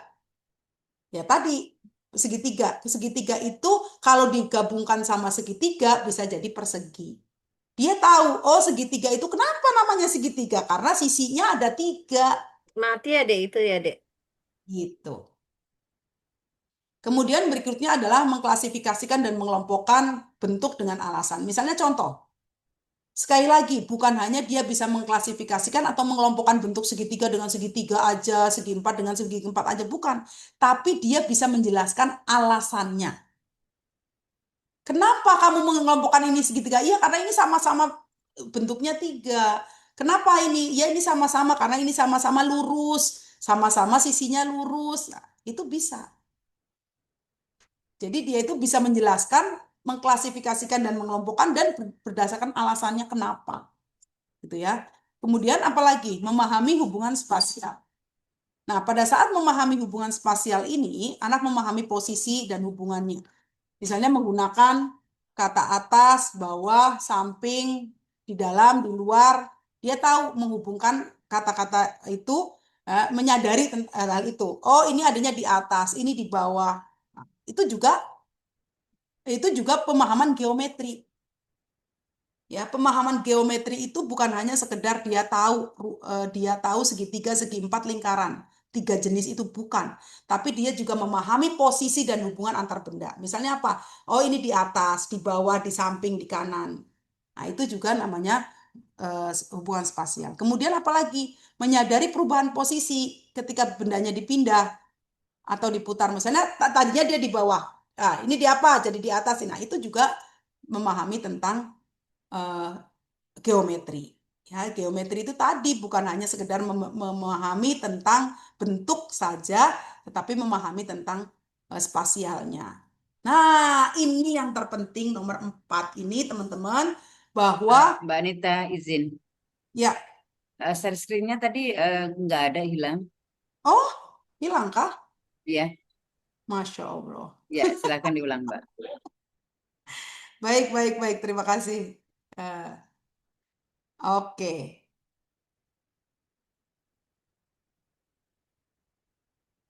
Nah, ini Ya, ya. sudah mulai akan terlihat, Mbak. Siap, tinggal Oke, slideshow. terima kasih. Nah, yang berikutnya adalah tentang gini, matematika. Jadi, tadi kita sudah memahami tentang bagaimana mengajarkan pola, bahwa pola itu bukan hanya sekedar apa namanya geometri, bukan hanya sekedar mereka itu segitiga, segi empat dan lingkar, tetapi juga tahu tentang spasial, posisi atas, bawah dan sebagainya. Jadi teman-teman sekalian, di sini kita ingin menyampaikan bahwa kunci bermain matematika yang cair dalam kehidupan sehari-hari adalah dengan mengajukan kalimat-kalimat terbuka. Bukan memberi jawaban, tetapi memberikan kalimat-kalimat terbuka. Tidak ada target benar atau salah. Yang ada adalah bagaimana proses berpikir anak. Menggunakan bahasa-bahasa yang sederhana, konsisten, dekat dengan anak, ya. Aktivitasnya fleksibel dengan ritme aktivitas anak. Jadi aktivitasnya itu betul-betul cair dalam kehidupan sehari-hari. Gitu. Tidak kemudian hari ini kita mau mengajarkan segitiga. Kemudian yang kita lakukan adalah kita membuat apa? Membuat segitiga, segi empat, lingkaran menggunakan biasanya menggunakan apa namanya? Menggunakan origami gitu ya. Anak-anak hanya Origami. iya origami, anak-anak tinggal ngikutin nempelin di kertas yang sudah disediakan guru. Itu tidak ada kemampuan berpikir kritis di sana. Di sana tidak ada kemampuan untuk berpikir logis. Jadi apa makna pembelajaran yang kita berikan jika anak hanya kemampuannya menempel, hanya kemampuan untuk mengelompokkan dan menempel saja. Ya, padahal matematika itu sangat jauh pemahamannya terkait dengan eh, tadi yang sudah kita diskusikan. Oke, kita akan lebih banyak diskusi teman-teman sekalian. Nanti kita masih ada beberapa poin ya yang akan kita diskusikan. Di sini dulu ada yang ingin kita diskusikan dulu, saya berikan ke Bu Nurul. Siap. Mbak Anita sambil minum dulu sebentar ya. Saya kok jadi kepo gitu ya. Mungkin saya kalau bisa pengen kembali lagi menjadi kecil dulu gitu ya. Karena ini sambil menunggu teman-temannya silahkan menyiapkan masukan-masukan dan pertanyaannya. Jadi mungkin karena saya tidak memahami tadi ya yang Mbak Dita sampaikan adalah sifat gitu ya.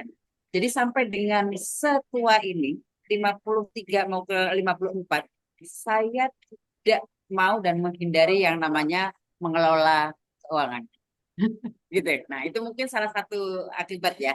Oke, teman-teman, kalau teman-teman mendengar tadi ya banyak penjelasan dari Mbak Nita. Satu yang ingin saya tanyakan kepada teman-teman. Ingin apa kira-kira teman-teman setelah ini? Saya akan buka chatnya ya.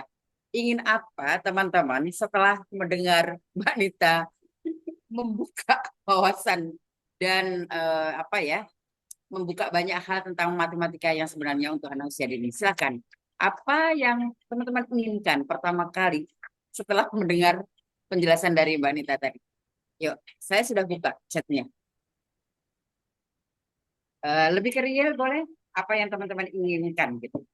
Kalau saya sambil menunggu chat Mbak Nita, kalau misalnya kita membuat workshop khusus untuk matematika yang menyenangkan, butuh berapa kali pertemuan, Mbak? Kalau satu pertemuannya 2 jam. Satu pertemuan nggak mungkin karena geometri itu Berapa kali ada pertemuan? 6 ya. Ada 6 pemahaman mendalam untuk geometri. Hmm. Untuk matematika menurut Ya. NCTM. Nah, 6 itu berarti harus dibagi dua paling nggak 3 kali. Kita harus mendalam. Oke, 3 kali ya. Ya, teman-teman, jadi kayaknya sama dengan saya gitu, Mbak. Karena gurunya dulu ya, yang mindsetnya harus dibenerin. Kemudian bagaimana membumikan kalau bahasa saya, membumikan matematika di dalam kehidupan anak-anak gitu ya. Nah, ini sudah ada banyak sekali respon. Nggak apa-apa, mau workshop 3 kali juga nggak apa-apa gitu ya. Bikin benerin mindsetnya masing-masing. Oke, ini ada banyak chat, tapi kita akan coba sesi yang pertama ini pertanyaan atau mau sharing session, Mbak? Boleh pertanyaan, boleh sharing session. Kita buka Oke, seluas-luasnya.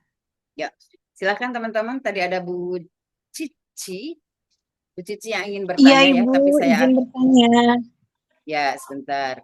Oke, teman-teman, agar terkondisikan dengan baik, saya akan mute all dulu ya. Saya akan mute all dulu. Yang bertanya raise hand, kemudian saya akan panggil karena biasanya di sesi sekarang kayak gini kalau nggak ditutup chatnya akan berujul. Siapa tadi? Mbak Bu Cici ya? Bu Cici, sebentar. Bu Cici Antika bukan? Saya akan unmute, mudah-mudahan betul. Iya, betul, Ibu, saya. Ya, silakan sayang. Saya akan coba spotlight dulu ya. Oh, tidak on cam ya? Ini saya baru on cam. Oke, on cam sayang. Saya akan spotlight biar teman-teman melihat. Silakan sayang. Baik, Ibu, terima kasih sebelumnya atas kesempatan bertanya kepada Ibu narasumber kita pada hari ini. Terima kasih atas materinya, Ibu, sungguh sangat bermanfaat. Untuk saat ini mungkin saya ingin bertanyanya seperti ini, Bu. Tadi saya sudah membuat kan kebetulan Ibu host memberikan pernyataan ya, kira-kira apa yang akan kita lakukan setelah kegiatan ini. Tentunya saya ingin workshop atau pelatihan, betul sekali Bu, bagaimana metode mengajarkan matematika yang efektif untuk anak PAUD itu sangat penting sepertinya Ibu ya, karena memang yang pertama itu untuk merubah mindset para gurunya sendiri gitu Bu. Jujur, untuk di lingkungan saya, kebetulan saya itu tinggalnya di daerah agak pelosok gitu ya Bu ya. Mungkin di sini memang daerah wisata di Pangalengan Bu, di Kabupaten Bandung. Sekarang kan lagi in-innya gitu ya Bu ya, tempat wisata di sini. Tapi untuk mindset guru-gurunya itu terkadang hampir di Kecamatan Pangalengan ini itu terlalu, kalau bisa bukan dibilang ortodoks ya Bu ya, tapi mereka itu cenderung tidak bisa keluar dari zona nyaman gitu Bu. Sementara kita tahu pendidikan itu kan dinamis ya Bu ya, terus ada perubahan-perubahan, bahkan untuk sekarang ke pembelajaran mendalam itu juga kita itu agak gimana ya Bu ya, kalau misalkan jalan di tempat itu jalan di tempat Bu sebetulnya. Oke. Jadi ya karena mindsetnya itu teh Bu, mereka itu para ibu gurunya jadi cenderung sekarang kayak dikasih aja RPP atau modul ajar yang pembelajaran mendalam atau deep learning, itu mereka cenderung apa sih pusing, yang kemarin aja juga belum kita pahami betul, misalkan belum molotok, sahur orang Sunda mah gitu ya Bu ya, belum molotok di kepala, ini udah ada lagi yang baru. Jadi cenderung mereka tuh kayak jenuh gitu Bu dengan perubahan yang terus menerus gitu. Sementara kan kita mengikuti juga alur yang diinikan sama pemerintah gitu Bu, yang dianjurkan sama pemerintah. Yang pertama itu ya Bu ya, yang jadi kendalanya kira-kira apa sih strategi yang harus kita lakukan buat supaya supaya para gurunya itu juga merubah mindsetnya gitu Bu. Makanya memang harus ada pelatihan sih sebetulnya Bu, dan pelatihannya itu juga harus kayaknya harus luring gitu, nggak bisa daring Bu. Di sini itu Bu jaringan gitu Bu. Makanya kalau dari pelosok sini itu kalau misalkan ada link-link seperti ini ya untuk ikuti Zoom atau ikutan pembelajaran dengan cara daring seperti ini tuh agak sulit Bu gitu di ininya. Yang pertama itu, yang kedua Bu, untuk anak-anaknya juga ya Bu, Ibu mungkin dari Ibu narasumber atau Ibu host juga mungkin bisa berbagi bagaimana sih Bu metode pembelajaran yang efektif untuk anak PAUD saat ini itu bagaimana. Jadi sekarang kan saingan seorang guru itu ya Bu ya, tidak hanya manusia gitu Bu, gadget Bu gitu ya. Nah, yang untuk merubah mindset anak-anaknya juga gitu Bu, dengan kita saingan kita itu berupa gadget, kadang si anak juga cenderung tidak menghargai gitu Bu ke seorang guru karena mereka lebih ini gadget lebih pinter atau mungkin kan sekarang orang tuanya itu banyak yang Gen Z mungkin ya Bu ya atau Gen X atau Gen apa sih yang sekarang gitu ya. Jadi si orang tuanya tuh lebih ke memberikan permainan atau mainan kepada anak itu yang memang sudah uh, sesuai dengan zamannya yang sekarang gitu. Jadi saingan itu juga merupakan saingan kita sih sebetulnya. Kemarin juga kan ada materi Oke. mengenai pembelajaran yang robotik gitu ya Bu ya. Ya, kan tidak semuanya guru PAUD juga mengerti gitu Bu tentang robotik itu gitu ya. Nah, saya juga Oke. mungkin kemarin saya Oke. sebetulnya pengen ini bertanya Bu, Ya. cuma nggak ada kesempatan. Alhamdulillah sekarang ada. Terima kasih Ibu atas kesempatannya. Oke. Terima Ditunggu kasih Bu jawaban. Cici. Ya, sudah tertangkap ya teman-teman ya. Jadi ada 2 pertanyaan. Intinya adalah bagaimana gitu. Dan teman-teman menginginkan workshopnya luring. Oke, tunggu saja ya. Silakan Mbak Nita di Baik, terima kasih respon. teman-teman. Sepertinya permasalahan teman-teman itu bukan hanya di Pengalengan aja ya, karena banyak guru-guru kita itu yang memang masih kalau kita berbicara tentang pembelajaran mendalam itu ada satu modul pertama namanya growth mindset. Ya, kebetulan nih Bu Nurul juga coach internasional untuk growth mindset nih Bu Nurul juga nih ya. Growth mindset itu adalah bagaimana pola pikir. Pola pikir itu ditentukan oleh apa? Dari pola pikir itu akan menentukan tindakan. Tindakan akan menentukan hasil. Kalau pola pikir kita adalah, ya apa sih ini baru lagi, ini aja belum, ini. Nah itu yang akan terjadi gitu.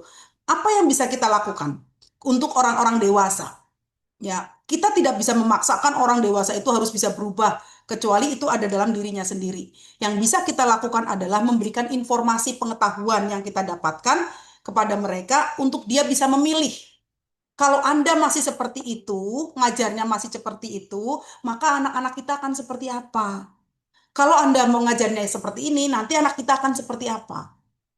Jadi yang harus kita berikan adalah membandingkan dua hal untuk dia bisa merubah pola pikirnya. Ya, pola pikir itu bisa berubah nggak bisa, asalkan orang itu tahu pengetahuannya untuk berubah dan dia mau untuk berubah. Dan diiringi dengan kita yang memberikan contoh gitu. Ada dua hal beriringan ya. Kita memberikan pengetahuan tentang kenapa harus berubahnya, why-nya. Tadi kenapa setiap saya selalu memberikan materi apapun itu saya selalu mengubah dengan why-nya. Karena kalau kita nggak tahu why-nya, kita belajar begitu aja flat, kita nggak tahu. Sebetulnya adalah matematika itu sangat penting gitu ya. Matematika itu penting. Sepenting apa? Nah, itu udah kita jalankan. Kalau nanti anak usia dini tidak belajar tentang matematika, konsep matematika dengan baik, hanya sekedar dia tahu, tidak memahami, maka yang akan terjadi adalah ketika dia bekerja begini, ketika dia dewasa akan begini, dalam kehidupan sehari-hari dewasa akan begini. Jadi tanyakan dulu why-nya. Sehingga akan mengubah pola pikir orang untuk merubah dari dia itu berpikir yang tadi masih terfokus pada udahlah kayak gini aja udah bisa ini gitu ya. Udah kayak gini aja bisa jadi dokter, no murid saya. No presiden murid saya. Gitu ya. Nah, sementara dunia sudah berubah. Dunia kita berubah. Kenapa? Kita harus menyadari bahwa dunia ini adalah penuh dengan ketidakpastian, tapi yang pasti adalah sebuah perubahan. Orang yang tidak mengikuti perubahan sama seperti Nokia akan tergerus oleh kondisi.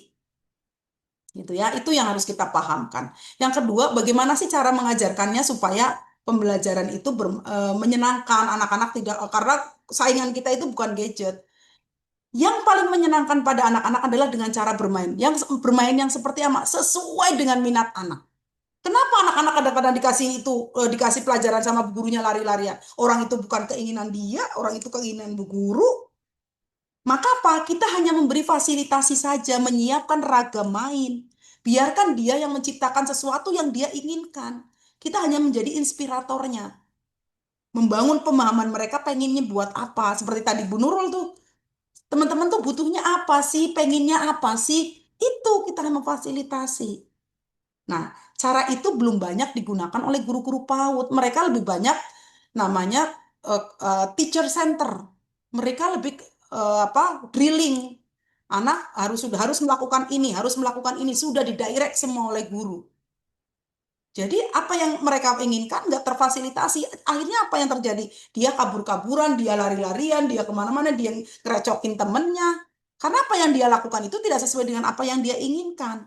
Maka yang paling maka model pembelajaran yang tepat adalah berpusat kepada anak. Misalnya apa? Project based learning, inquiry learning, problem based learning. Itu adalah hal-hal yang berkaitan dengan membangun minat dan rasa ingin tahu anak gitu. Kalau pembelajaran yang nggak bikin kepo, saya juga nggak mau, males. Kalau belajar itu sesuatu yang biasa-biasa aja ya males. Jadi bagaimana belajar itu membangun rasa ingin tahu anak sehingga anak itu kepo. Nah, sekarang pertanyaannya, anak nggak seneng karena kepo nggak? Pasti dia nggak kepo. Kalau dia kepo, dia pasti rasa ingin tahunya tinggi gitu. Jadi tugas kita adalah bagaimana membuat anak kepo terkait dengan konsep yang ingin kita ajarkan. Seperti itu. Ya, mudah-mudahan membantu teman-teman. Bukan hanya Siap. pertanyaan dari yang Bu siapa tadi? Suci. Bu Suci saja, tapi mudah-mudahan bisa membantu pertanyaan dari teman-teman lain juga. Halo, Ya. teman-teman masih mata masih aman mata? Saya khawatir ini mata terkena gravitasi bumi ini. Jamnya udah Masih jam. masih aman katanya. Oke, Mbak Nita, ini ada 3 penanya ya, teman-teman. Sebetulnya kelas kelima ini adalah kelas percobaan untuk siang hari. Kita sedang ngetes teman-teman ya. Kalau siang hari ini teman-teman mancau, berarti kelas berikutnya akan mancau. Tapi untuk permulaan awal dari kelas hari ini kita akan akhiri nanti 14.30. Karena teman-teman baru mulai pembelajaran kan di hari pertama, jadi biar ada istirahatnya lebih. Oke, kita akan akhiri nanti 14.30, tapi saya berikan kesempatan kepada Bu Ratih Dwi. Ratih Dwi, Assalamualaikum. Dari mana Bu? Silakan langsung ke Ya, pertanyaan Bu. Waalaikumsalam Bu Nurul. Terima kasih banyak. Saya dari Tangerang Selatan, Bu. Wah, tetangga saya ini. Iya, Bu Nita, terima kasih banyak atas apa namanya pembelajaran hari ini luar biasa sekali ya. Sebenarnya pertanyaannya saya pun sama ya dengan pertanyaan Ibu tadi ya sebelumnya dan sudah dijawab sebenarnya sama Bu Nita. Oke, sudah ya. Jadi Sudah? saya hanya ingin memberikan apa namanya sedikit dari saya saja ya terkait pembelajaran hari ini. Bu Nita, sebenarnya saya sudah melakukan itu ya. Saya sudah melakukan sedikit tentang apa yang tadi Bu Nita jabarkan. Hanya saja ternyata saya mendapat pembelajaran yang luar biasa ya hari ini tentang kemampuan tertinggi anak untuk mengenali beberapa pembelajaran tadi ya, beberapa pola, kemudian geometri dan segala macamnya tadi ya. Karena yang saya lakukan itu hanya sebatas kulit-kulitnya aja gitu Bu Nita. Saya sudah tidak menggunakan LK. Saya sudah tidak menggunakan majalah dan saya sudah menggunakan pembelajaran-pembelajaran yang menggunakan media yang dibuat oleh ibu guru. Hanya saja ternyata belum mendalam, Bu. Gitu. Belum sampai kemampuan, oh ternyata kemampuan tertinggi anak untuk mengenal pola itu bisa dengan A, B, C, D seperti itu, Bu Nita. Jadi saya sangat mendukung sekali dan berharap sekali nih idenya Bu Nurul tadi ya untuk membumikan matematika kepada semua anak usia dini dan membuka wawasan ibu guru nih. Ternyata itu tidak sulit kok kalau kita mau gitu ya.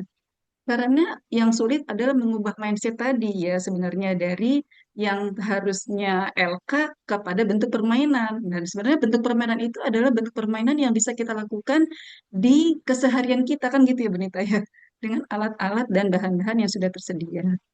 Itu aja Benita, terima kasih banyak atas insight-nya hari ini Eh, luar biasa. Ya ya. itu saja Bu Nurul, terima kasih Terima banyak. kasih Bu Ratih. Saya suka dengan gaya Ibu yang pembelajar sekali. Kita ketemu nanti ya Bu. Kita berdoa mudah-mudahan Bu Nita disiapkan. Dan berkenan kemudian kita undang untuk luring. Di Pancasakti kali ya. Nanti. Mbak Nita mau menanggapi atau kita langsung ke Bu Julia nih? Saya tanggapi dulu sebentar. Silakan. Gini, dari enam konsep matematika yang ingin kita ajarkan pada anak-anak usia dini, dari enamnya ini sebagian besar guru-guru kita hanya memberikan kulitnya. Belum sampai pada tahapan bagaimana dia memahami geometri untuk problem solving untuk dirinya, dia memahami bilangan untuk problem solving, dia memahami tentang pengukuran untuk menyelesaikan masalah-masalah dia atau pembelajaran dalam kehidupan sehari-hari. Itu belum sampai. Mereka itu ibarat masih ada 4 tahapan yang harus tadi, kalau cuma hanya mengenal, itu baru sampai tahapan 1. Sementara kenapa pentingnya kalimat pemantik? Supaya anak masih sampai tahapan yang ke-5 tadi. Gitu ya. Ke-5 tadi, 5 sampai tahapan problem solving. Gitu. Jadi ini yang perlu kita pelajari lebih mendalam. Sepertinya memang kurang waktu ya kalau misalnya kita kulik sampai mendalam tuh, terus cuman sampai pada tahapan 1 sesi ini 2 jam ini sepertinya memang kurang gitu ya. Jadi nantilah kita tunggu apa namanya diskusi-diskusi kita selanjutnya terkait dengan setiap 6 dari 6 konsep ini kita kulik sampai tahapan tertingginya apa sih seorang anak itu dikatakan dia itu memahami geometri secara mendalam supaya apa? Supaya nanti ketika dia dewasa, kemampuan ini bisa dia gunakan. Kemudian tadi, ketika dia itu memahami tentang pengukuran, yang paling akhir dia itu tertinggi yang kayak apa sih pengukuran itu, sehingga nanti pengukuran dengan pengetahuan pengukurannya ini bisa dia gunakan untuk problem solving dirinya ketika dia dewasa. Ya kan tadi, ibarat sebuah pohon, PAUD adalah akarnya, pondasinya sebuah rumah.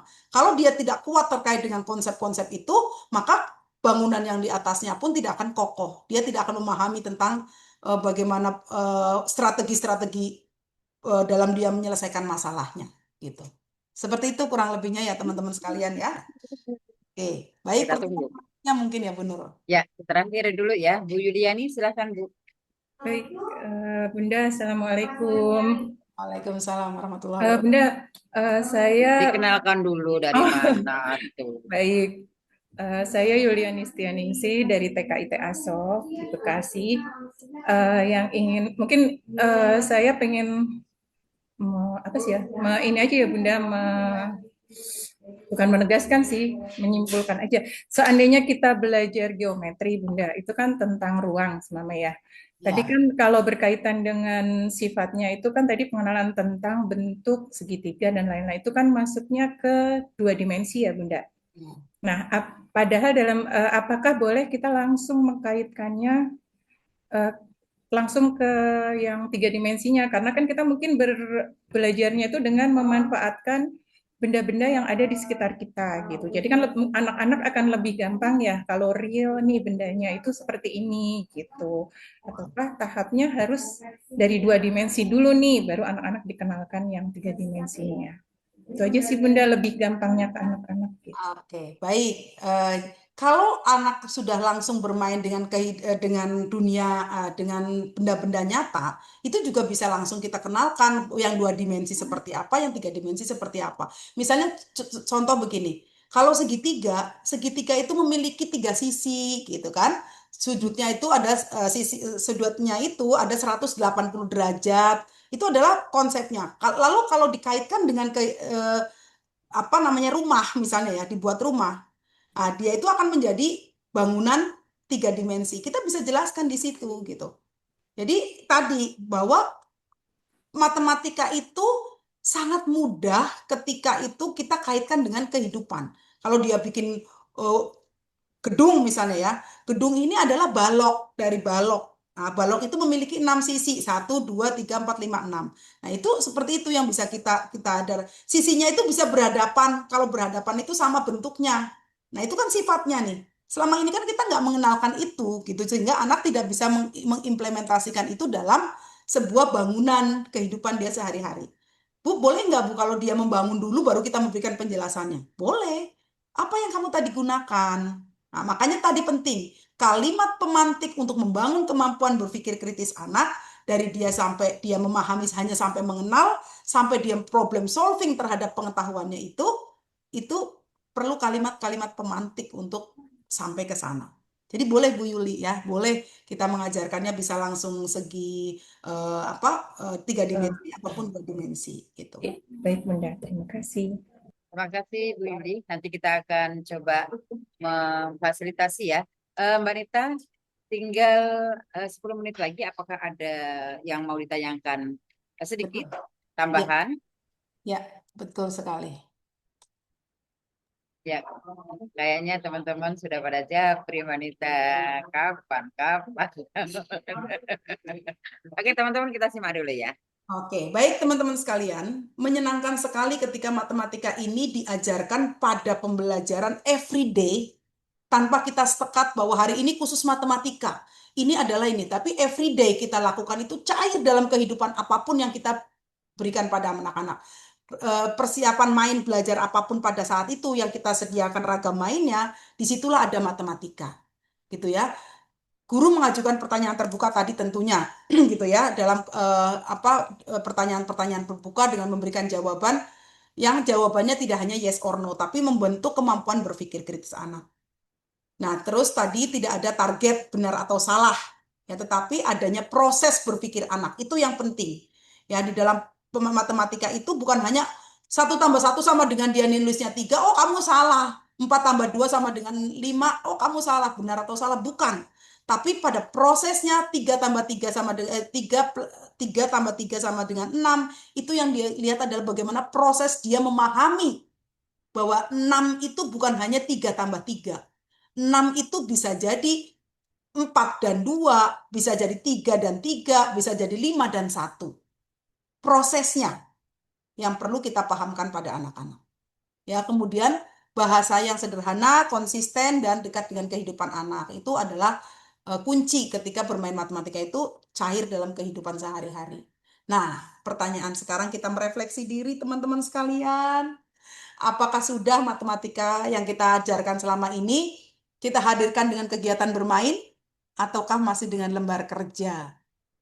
Coba kita refleksi diri. Kemudian, apakah anak-anak ketika dia belajar matematika itu senang? Ataukah hanya untuk menyelesaikan tugas dari bu guru supaya dia bisa main? Kalau enggak nanti nggak boleh main ya, kalau belum selesai gitu. Ya Bu Darmini ya? Bu Darmini ketawa kayaknya ngerasa ini nih. Gitu ya. Kemudian apa yang bisa kita perbaiki di kelas? Nah, setelah kita diskusi hari ini, kira-kira insight apa yang akan teman-teman perbaiki di dalam pembelajaran matematika? Jadi matematika itu tidak harus kita itu fokus hari ini kita belajar matematika. Matematika itu ada di mana-mana. Saat kita belajar anak-anak itu senam, di situ dia bermain pola. Kita bisa mengajarkan tentang matematika tentang tadi, pengukuran, tentang segala macam matematika bisa kita hadirkan di sana. Jadi mari kita merefleksi diri teman-teman sekalian bahwa matematika itu bukan sesuatu yang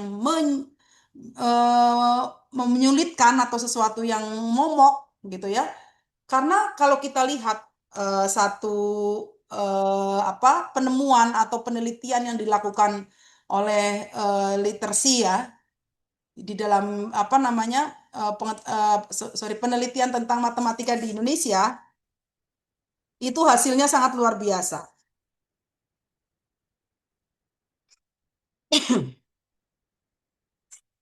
Menurut PISA ya, kalau kita melihat menurut PISA, hasil matematika Indonesia itu sangatlah belum menggembirakan.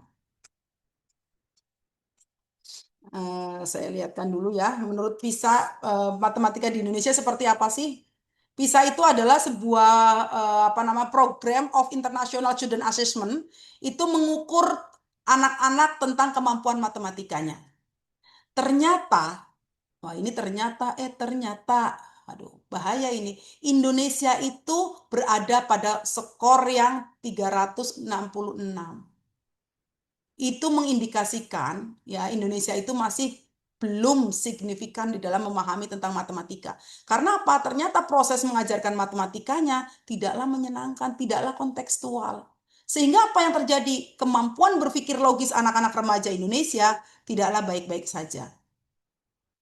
Kemampuan anak-anak untuk bisa memecahkan masalah di Indonesia juga sedang tidak baik-baik saja. Ya, kita lihatlah kondisi kita saat ini, anak-anak itu mudah banget tersulut informasi yang memang belum valid gitu ya. Karena apa? Karena tadi kemampuan dia untuk menganalisa bener enggak sih informasi ini dari mana sih, itu masih sangat rendah gitu. Jadi mudah-mudahan lah ya dengan kita itu memahami gurunya, mudah-mudahan juga akan menjadikan anak-anak kita akan lebih baik di dalam pembelajaran matematika ke depannya. Terakhir teman-teman, yang ingin saya sampaikan adalah matematika untuk anak usia dini itu dikenalkan melalui bermain, bukan paksaan. Untuk apa? Untuk agar anak-anak bisa tumbuh percaya diri dan mencintai belajar matematika. Kalau dia itu memahami matematika dengan baik, rasa percaya dirinya itu akan muncul. Nah, saat ini kita masih direct teaching, masih banyak, masih berdasarkan pada kemampuan anak untuk mereka itu lebih kepada apa sih namanya ngikutin apa kata bu guru. Jadi memang kita masih jauh dari pemahaman matematika yang mendalam. Dimulai dari siapa? Dari gurunya. Pemahaman matematika gurunya baru sekedar mengenal.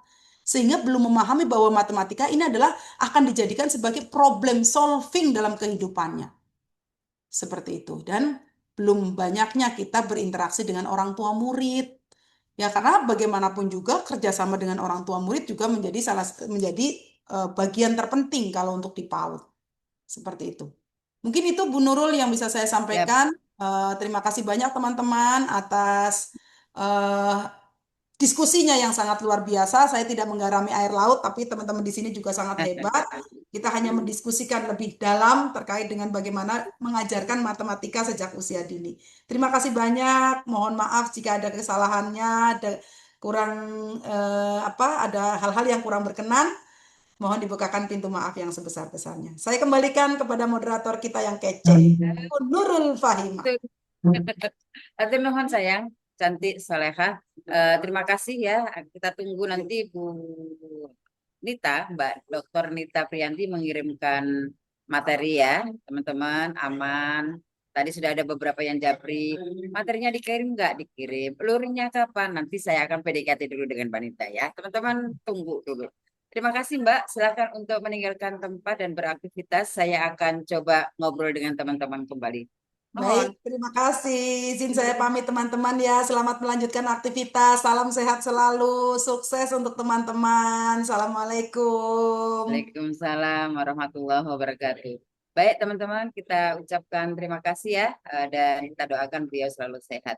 Oke, sebelum saya mengakhiri kelas hari ini, saya akan share dulu kelas yang akan kita lakukan, 3 kelas yang akan kita lakukan di beberapa sesi ke depan. Tunggu dulu ya, jangan kemana-mana. Untuk yang luring-luring sudah diagendakan, tenang saja dulu. Saya akan menyampaikan ini. Teman-teman, kita sudah pada materi ke-5 ya, dan kita akan beranjak ke materi ke-6. Coba teman-teman baca yang ada di flyer. Materi ini mungkin biasa bagi teman-teman, tentang pengasuhan gitu ya. Tetapi kita akan coba berbicara dari seorang yang expert di bidangnya dari Tanoto Foundation. Jangan tidak ikut di hari Jumat siang. Kita coba siang ini kan sampai dengan 2:30 ya. Kalau teman-teman tetap pada semangat, nanti kita akan tambah waktunya. Jadi sekali lagi saya ingatkan di Jumat tanggal 9 Januari kita akan bersama dengan Mbak Fitriana Hirarti dari Tanoto Foundation. Itu kelas ke-6. Kelas ke-7 apa Bu Nurul? Kelas ke-7 saya akan sampaikan kepada teman-teman. Nah, ini menjawab. Jadi kelas ke-7 banyak dari kita, Bu Rate, Bu Yuliani, Bu Parsinem, kemudian Bu Mamunah gitu ya, sudah mengajar puluhan tahun gitu ya, sudah menulis banyak, tetapi tidak bisa mengimplementasikan. Tanggal 10 ini kita kembali ke pagi, karena teman-teman kalau Sabtu Minggu libur kan, kita kembali ke pagi. Bu Marti khusus di kelas donasi ini akan memberikan tips cepat bagaimana teman-teman bisa menulis dalam waktu 1 jam. Jadi ketika kelas itu dilaksanakan, teman-teman menyimak, kemudian nanti akan dipraktekkan oleh teman-temannya. Dalam 1 jam, sukses menulis buku anak dengan baik. Nah, ini tadi yang disampaikan Bu Nurul, bagaimana gitu ya, bagaimana mengubah pola pikir. Kita datangkan Mbak Din, beliau adalah coach growth mindset internasional juga untuk membersamai teman-teman. Tapi khusus untuk pembelajaran di PAUD, bukan untuk yang lain. Ini untuk pembelajaran PAUD. Ya, jadi gurunya nanti diajarin bagaimana membersamai anak-anak sehingga pembelajaran di PAUD-nya juga sudah growth mindset. Begitu ya teman-teman ya untuk kelas yang akan datang. Dan sebelum saya akhiri, izin nanti Bu Eva akan mengirimkan satu. Ini teman-teman agak galak daripada saya. Bu Nurul, kenapa nama saya salah? Ya yang nulisnya salah. Misalnya Nurul Fahimah nggak ada hanya. Kenapa nggak ada hanya? Teman-teman menuliskan nggak ada hanya. Karena menuliskan di Google Form itu sistem ya teman-teman ya. Jadi mohon dipahami, ketika namanya salah, langsung isi kembali. Kami buka dari sesi 1, 2, 3, 4, 5 kami buka. Jadi kalau misalnya Bu Yuliani, karena namanya di depan saya buatkan contoh ya Bu Yuliani. Bu Yuliani Setyaningsih, nggak ada gelarnya Bu Nurul. Saya mau ada gelarnya. Tulis kembali, isi kembali. Yuliani Setyaningsih MPD misalnya gitu ya. Nanti akan terbit sertifikat kembali. Buktinya boleh bukti yang lama yang salah itu. Gitu ya teman-teman ya. Jadi nggak usah lebih galak daripada Bu Nurul sama Bu Eva, biasa aja. Kita fasilitasi teman-teman. Kita buka kembali dari sesi 1, 2, 3, 4, 5. Nanti kalau teman-teman Bu Eva ya, memesan 10 kelas ya. Kemarin kan Bu Eva di Japri, saya juga di Japri. Bu Nurul untuk BKD, untuk sertifikasi gitu ya. Kami butuh sertifikat yang ada JPL-nya. Oke, kita berikan cuma-cuma nanti 32 JPL bagi teman-teman yang memesan sertifikat dari sesi 1 sampai sesi 10. Begitu ya, Besti ya, teman-teman ya. Jadi kita saling memudahkan, kebersamaan teman-teman sangat kita butuhkan, dan hari ini mudah-mudahan sudah banyak yang bersama dengan sekolahnya masing-masing berdonasi dan nanti diberikan kita bisa dititipkan kepada kami karena teman-teman di Sumbar sudah menunggu. Hari ini sekali lagi terkumpul 32 juta bersama di Pautok, totalnya sekitar 100 juta lebih ya. Dan sekali lagi di tahap 2 kami akan alokasikan untuk teman-teman di Sumbar. Terima kasih atas kebersamaannya. Saya akan unmute teman-teman. Ketemu lagi ya nanti di hari Jumat. Assalamualaikum warahmatullahi wabarakatuh. Waalaikumsalam warahmatullahi wabarakatuh. Semuanya ya. Terima kasih.